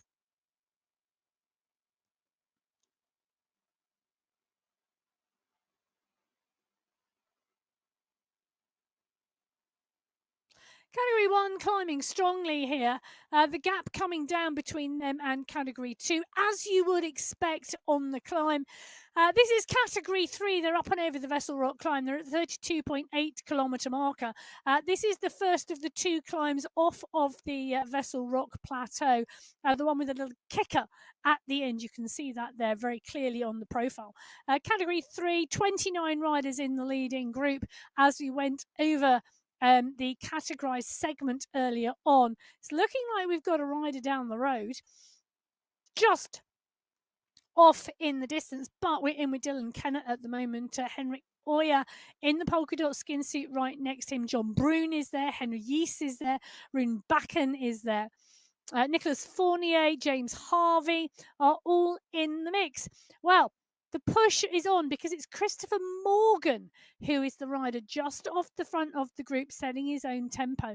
So only around 9 seconds Morgan has got, and it's not enough to stay clear of a pack of this size when there's 28 riders in the group, and it doesn't look like they've dropped anybody since they got to the top of the Vessel Rock segment. Henry East is in there. We're dropping in with him as well at the moment into the pain cave. The curtains are drawn behind, and Yeast, Gomez, Olivieri, Harvey, all around in the pack, watching the reel come in, and the reel is coming into Christopher Morgan. Morgan is the rider out front. They are reeling him back into the group. So he's up and off the pedals, dancing on those pedals next to Pierre Fell on your screen, bringing Morgan back into the group. They're about to hit a small descent, the flat plateau, before the final climb out of the Vessel Rock plateau. Then they've got the long descent before they hit the transition. 3 rollers on that transition before they go into the final climb of the day, the Alua Desert climb. That at 2.7 kilometers will decide this race, because there's going to be some big packs going in. X100 has closed the gap down in the Category 2 race field. He's now in part and parcel of this chase group. The rider they are chasing has just got daylight now. He is 2 full bends clear on this mountainside. Mendakowicz was the rider. It's going to be interesting to see what his time gap is, because I'm wondering whether his time gap in the Category 2 race is bigger than Osborne's time gap in the Category 1 race. Well, Jason Osborne is 700 meters behind this group. That's how close he is getting on this climb. And at some point, Jason Osborne, I think, will catch this chase group in Category 2. Ivan Nuki just needing to push him. Maciek Skierski is with him. It's a real little push here to stay in the group. They can see the top of the climb. You can see the polka dot banner. They just need to hang in. Everybody willing Ivan Nuki on. Maciej Mendakowicz has gone through the polka dot banner. He's already gone through and under. That's the leader in the Category 2 race. He's through the Vessel Rock climb already. Not setting the fastest time at all by a long margin. In fact, the Category 3 pack climbed faster. So the fastest time should come from this Category 2 chase group. That's going to be interesting to see how much faster than Mendakowicz they are climbing. But Mendakowicz still 30 seconds clear. Wow, looking for the computer to update at the moment, and it has indeed. Simmons, X100, Godzari, Stepanak, Kaplinski, Morel, Koisten, Damsgaard, Santo, Mundell, Van He, Bjorklund, Darn, Holweiler, Nair, Wozniak, Alan Guerra, Nitko, Gates, Gombert, Graves, Ramirez, Milostic, where are we? SS Downey, Trujillo, Kisnowski, Lane Nuki, Maciek Skierski, and Juan Valero, all going through faster than Mendakowicz up the climb. Interesting. So the chase group moving faster up the climb than the lone leader, but it's one rider versus 33 in that Category 2 race. 33 riders in the chase group, one rider out front. Category 1, it's one rider out front. Jason Osborne goes underneath the banner at the top of the Vessel Rock climb. He's going to see that Category 2 pack very, very shortly. He's around 34 seconds clear of this chase group behind. And it's a big pack, but they can't see that banner yet now. Michael Knudsen is going to want the fastest time here, because he's going to want to take that polka dot skin suit back off of Jason Osborne. So the push is on, but the push from Knudsen is about the polka dot competition. It's not about catching Osborne. Osborne is his teammate on the Boss Moves Only squad. Does he hold the skin suit? Does he not? Oh, it's a good question.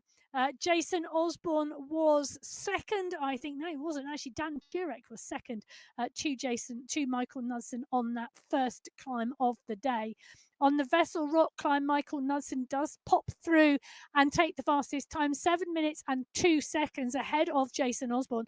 Olivier Simmons takes it in category 2, Stan Van Vellegem in category 3, Alexander Salazar in category 4, Ola Warren in category 5, and Joel Warren in category 6 in terms of the fastest time, which means Michael Knudsen in category 1 picks up that polka dot skin suit again.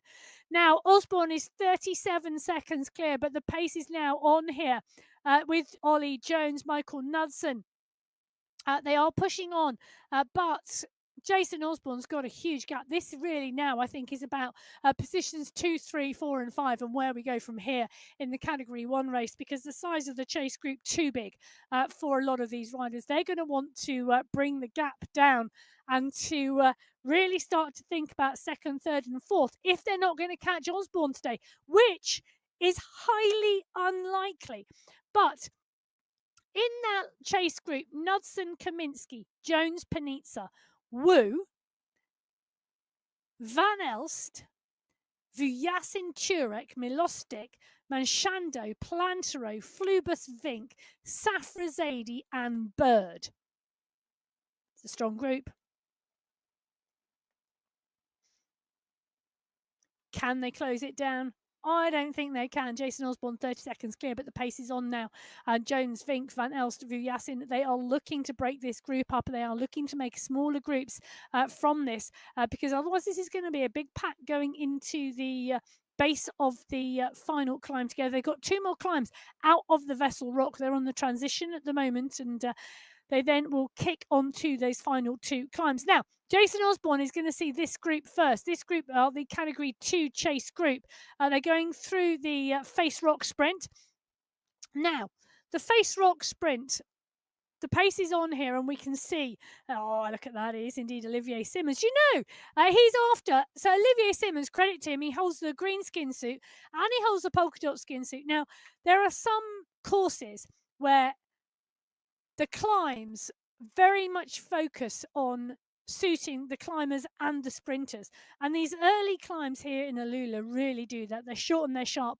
They favour the sprinters as well as the climbers, and we see that relationship sometimes, and Olivier Simmons showing us exactly that. Normally we see Simmons really big it up in the sprints. He's earned himself the name Olivier Bigly Simmons because of his big ging it up in the sprints. He's bigging it up in the climbs as well today.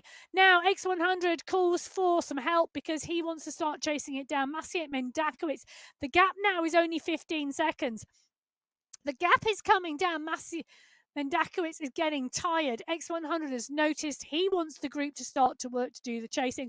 Michael Vink here is matching Ollie Jones, Van Elst, Safrazadi, and Panizza.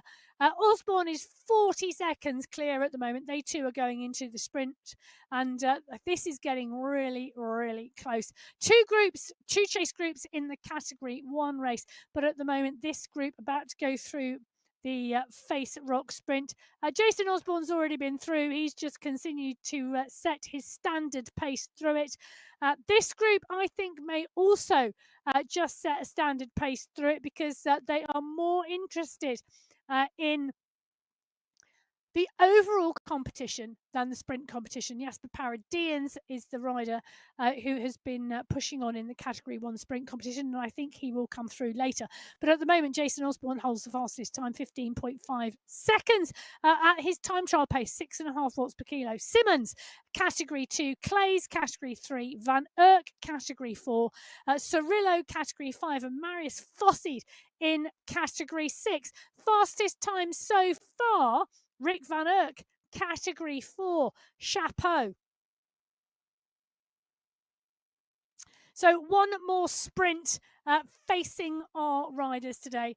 The climbing competition, well, that is up ahead as well. But Maciej Mendakowicz looks as though he is about to be caught by the group. He'd put that massive effort in earlier on to go clear. He's not managed to stay clear, but it was an absolute sterling effort. We say chapeau to Rick Van Urk. We should say chapeau to Maciej Mendakowicz. What an effort. What a push from Mendakowicz here in Category 2. The pack have caught him. They've caught him on the penultimate climb on the Vessel Rock itself. There's one more climb to go. You can see that coming on the graphic on the top right-hand corner. They've got a flat profile, a drop in, and then a short climb out before the main descent down. The Category 2 pack are moving strongly. I'm looking though, about 450 meters behind is Jason Osborne. He started to go through. The rider's dropped from that leading group in Category 2. He's gone past Kisnowski. He's gone past Nuki. He's gone past Lane. He's gone past Maciek Skierski. He's absolutely pushing hard and continuing on that pace. But Jason Osborne, well, he's now on the plateau and he's continuing to sit at that time trial pace we know he loves. So the world champion in Category 1, leading the Category 1 race. There's a big race on behind for second, third and fourth. They're over 40 seconds behind Osborne at the moment. Osborne coming up towards the back of the pack on the left-hand side of your screen, the Category 2 chase group. Well, coming up to 2K to go are the leaders on the road. And at the moment, the leaders on the road are the leading group in Category 6.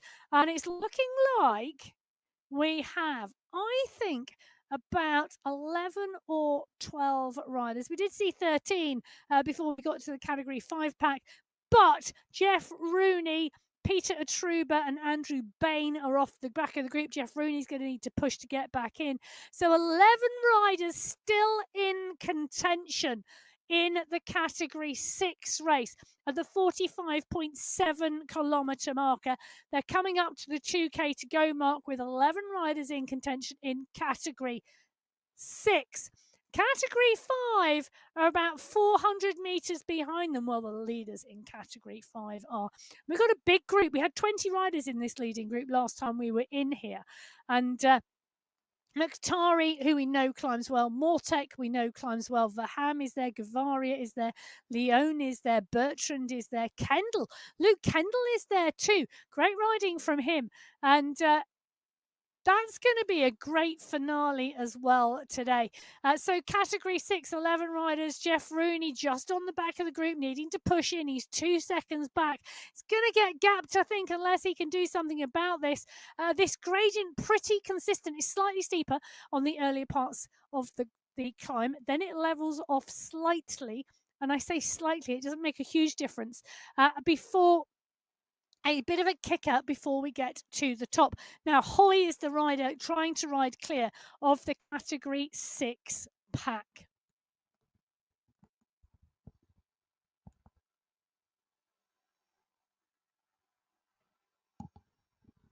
Benjamin Hoy at the front of the race, riding clear of that Category 6 race. Jason Osborne now 22 seconds back off of the back markers of the chasing or leading Category 2 pack. What a ride from Jason Osborne, the world champion. He's 40 seconds down on the leaders in the Category 2 race, who started 5 minutes before him. So the 35.6 kilometre marker, he's got around 12k still to go in this race. Still a long ride. Ollie Jones now leading the charge behind in Category 2. But we head just up the road. Wow. 400 metres further up the road than Jason Osborne on the right-hand side of your screen. Nikolai Damsgaard is the rider pushing on at the front of the Category 2 pack. Peter Milostic, Tatu Koinston, SS coming to the fore of the group. Another push here. And the push is coming as they head into the downhill off of the Vessel Rock. Interesting move from Damsgaard. Damsgaard pushes on the downhill. Benjamin Hoy has pushed on the uphill. So Benjamin Hoy 8 seconds clear at the moment of Sebastian Bachowski. Bachowski is the rider here doing the chasing. He's gone clear of Riley Milostic. So Hoy in 1, 7 seconds to Bachowski, 8 seconds to Milostic, Llewellyn, Fabra and Warren. Toro is in there as well.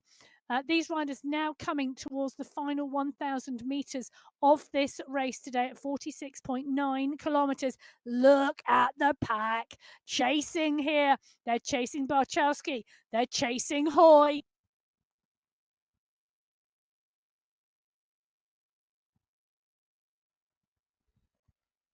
Benjamin Hoy continues to climb category 6.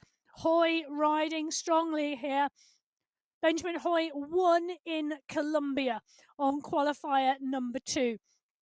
Strong climber, showing us those climbing legs today here in Alula. Hoy riding clear. I tell you something, Barchowski is coming. He's closed the gap down from 7 seconds to 5. They've got around 600 metres left of the climb to go. Hoy's very shortly about to see the finish banner. The UCI banner in the distance is literally just around the corner. Oh, it's going to be so close today. Benjamin Hoy picks up the pace. What can Sebastian Barchowski do? Barchowski is pushing. He's not matching the pace of Hoy at the moment. They've got around 400 metres left to go. The banner is just in sight. Hoy continues to push. Barchowski pushes harder. Barchowski now starts to lift the pace again. He's lifting the pace. 6 seconds the gap. Can he close it down? Barchowski starts to sprint. He goes to 7 watts per kilo. He can't hold it. Hoy is at 5 watts per kilo. He can hold it. He's got the UCI banner in sight. This is going to be Benjamin Hoy's win, I think. It's going to be his second win in June today in category 6. Benjamin Hoy sees the UCI banner, the first race field out of the start pen today. Hoy is going to, by the skin of his teeth, hold on to this because Barchowski is going to run out of road to make the catch. Benjamin Hoy takes the win on qualifier race number 4 on the MyWhoosh Sunday Race Cup for June, category 6. Hoy takes the win. Barchowski comes across the line in second. Maxime Fabre wins the sprint from Joel Warren and Riley Milostic. Oh, in fact, Milostic takes it on the line from Warren. Love it when you get to the thin end of the race. So Hoy from Barchowski, from Fabre to Milostic, Warren and Llewellyn. Category 6. This is category 5. Rudolph Bolton from the Level Racing Squad. We were in with a Canadian rider earlier on today into his pain cave. He's on the front of the race at the moment, 2 seconds clear of Arsano. Pruitt is coming, so is Friedrich, so is Kendall, so is Verham. This is going to be seriously close. Can Bertrand stay out? He's going to need to lift the pace because Arseno is coming. Arseno is going to go over the top. So is Pruitt. Pruitt is coming hard. Pruitt is coming strong. Can Pruitt go over the top of Arseno? Arseno, yes he can. Pruitt goes over the top. He's in the polka dot skin suit. He's also got a kick at the end of the race. Michael Pruitt comes over the top to take the win in category 5. Alex Arseno is going to take second place to Luke Kendall. Or did Luke Kendall take that on the line? Well, Pruitt takes it from Arseno, from Kendall, from Mortek, from Friedeck, Van Ham and Gaviria. Bertrand takes 8th.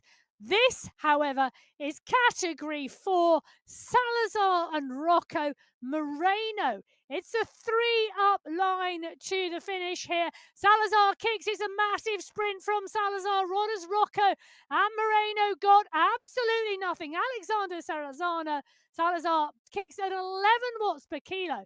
Salazar is going to take this today in category 4.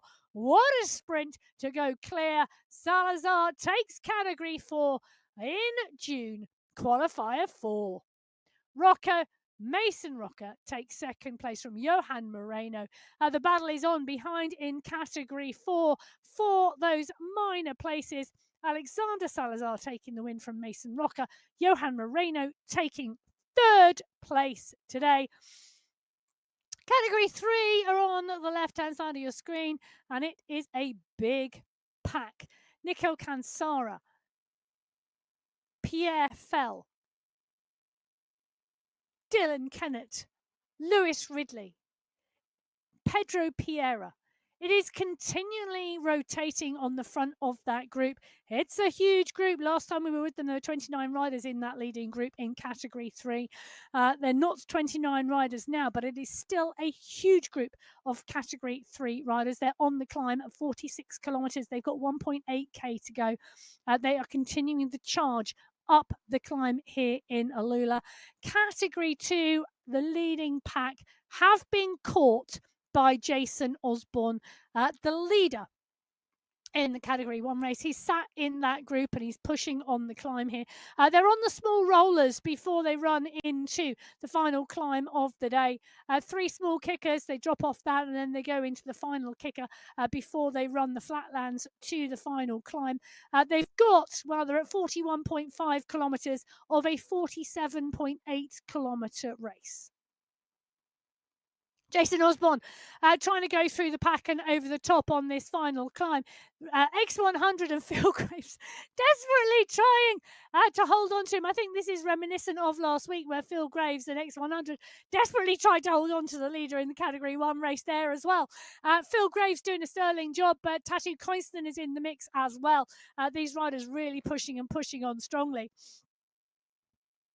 A category 2 pack not wanting to lose the world champion's wheel.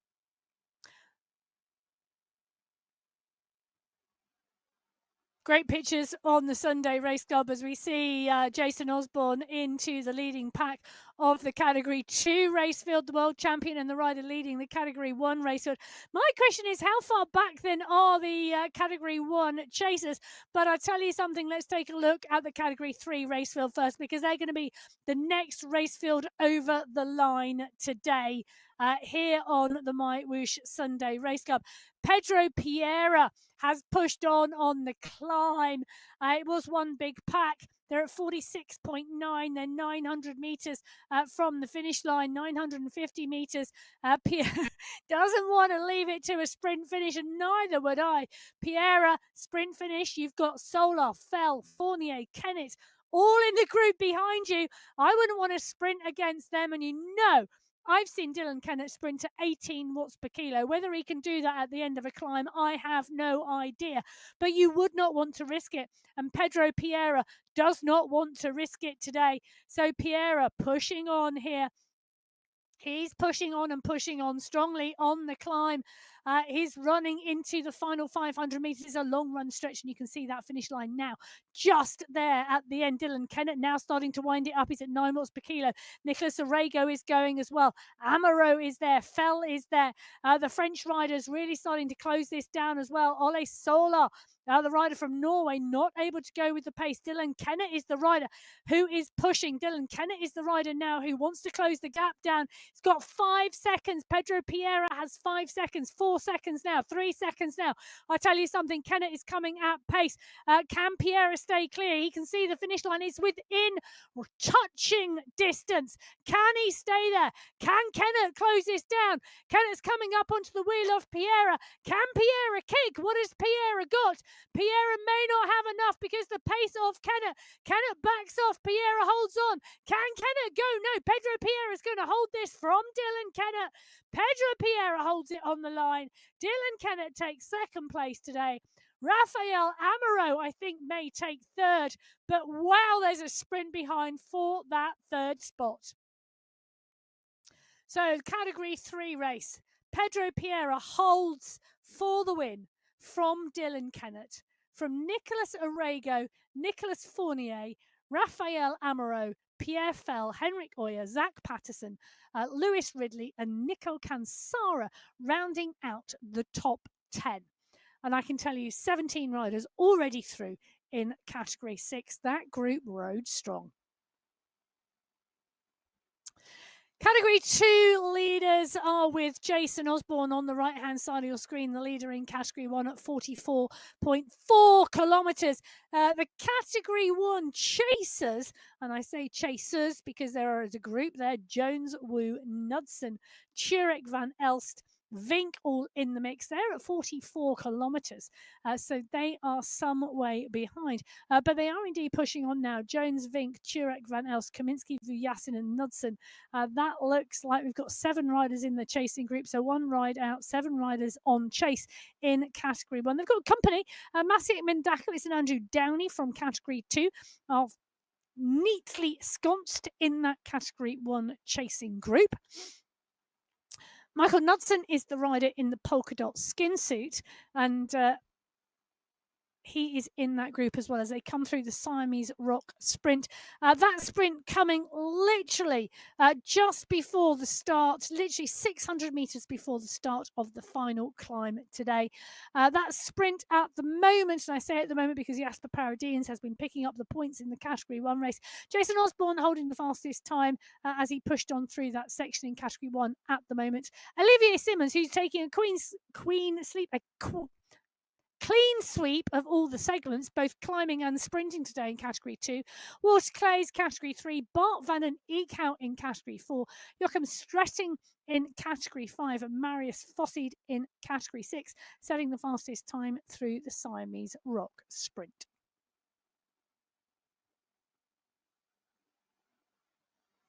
So the question for me is, what can Michael Vink do about his record? 64 minutes 27 seconds, the Category 1 record on the course. Jason Osborne is at the 45.6 kilometre mark. He's got around 2.2 kilometres to go, and he's got 4 minutes in which to break the record. I don't think he's going to do it. I think the Michael Vink's course record is going to stand today. But Jason Osborne now on the final climb, riding clear of the group he was riding with. That's the leading group in Category 2.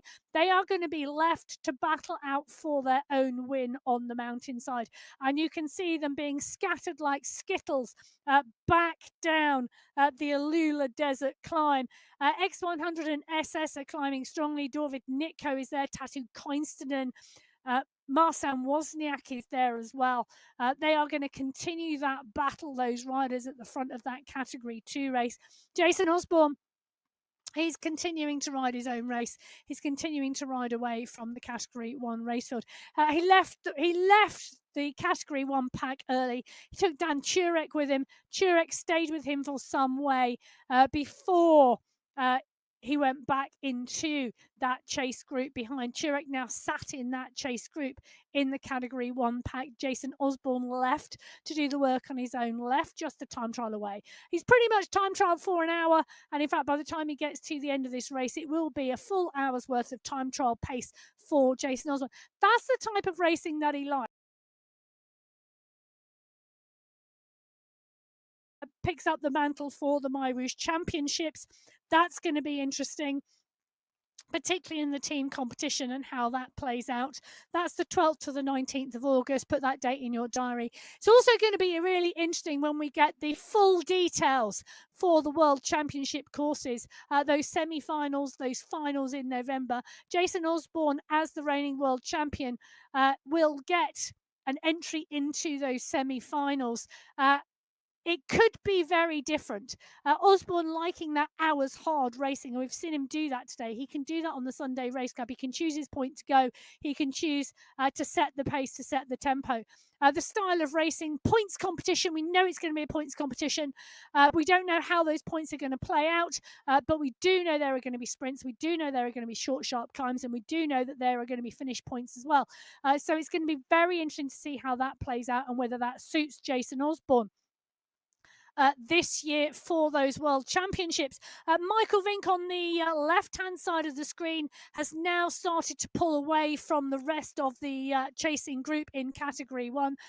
Ollie Jones is there just behind, so is Marshall Wu, so is Mikhail Kaminski. They're just 8 seconds back, but Vink has now unleashed the Vinkinator on the climb. He's now heading towards the finish as well.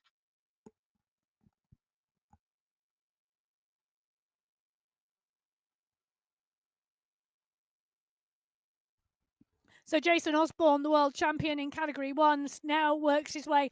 He's got around 600 metres to the finish line today here on the MyWhoosh Sunday Race Club. It's Qualifier 4 in June 2025.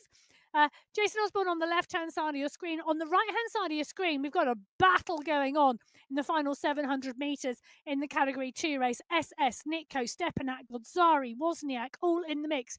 So is Graves, so is Nitko. It's a huge group coming in for the sprint.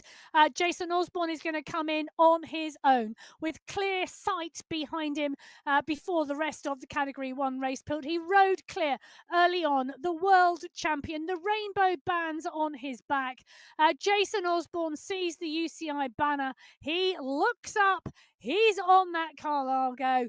Oh, there it is, the UCI banner. He's going to take the win today in Category 1 in style, riding away from the group. He took some help from Dan Turek for some time, and then he went clear. He soloed his way to the victory today in Category 1. Jason Osborne takes the win. Category 1. The chase for Category 2, Wozniak from Godzari, from Nitko, from Vanhi. Godzari's at 10 watts per kilo, so's Nitko. Oh, Godzari, Wozniak's going to take it. Marsan Wozniak's going to take this today from SS, I think. Then Godzari. I'm going to take a look at the computer when it brings up the results. Marsan Wozniak takes that from SS, from Godzari, from Nitko, from Vanhi. That was a great race as we watched Michael Vink come underneath the banner for second place in the Category 1 race. The chase is behind. It's Wu and Nair and Jones. Ooh, that was close. So, Category 1. Jason Osborne takes the win in 65 minutes dead. Michael Vink in 2. Here are the results on your screen. 31 seconds back. The sprint then was on. Ollie Jones took the win from Marshall Wu, from Stefan Van Elst, from Lionel Vujasin, Mikhail Kaminski in 7th. The results are still live and will continue to be live till all the riders are in. You can find them on mywhoosh.com. When the blue tick appears, it means they have been verified. Marsan Wozniak took the win in Category 2 from SS, from Arvin Godzari, from David Nitko, Matthias Vanhi. Riders are indeed still coming in, and Daniel Turek comes in for 8th place, the rider who went away with Jason Osborne early on today. Well, that was qualifier race number 4 of the MyWhoosh Sunday Race Club. The women's race and the men's race now complete. Next week, we have our June finals and we are heading to Australia, to Wollongong. Now, that is a course that never disappoints and always, well, it's always exciting to watch. Matt Payne will be back with me next to the action today. You can find me at biking_Emma on Instagram. I will be there. I'll be back next week, as I said, with Matt to watch and enjoy the June final of the MyWhoosh Sunday Race Club. Until then, number 1, keep your eyes peeled for registration for the MyWhoosh Championships tomorrow. Number 2, stay safe. Enjoy your riding. We'll see you again soon. Goodbye.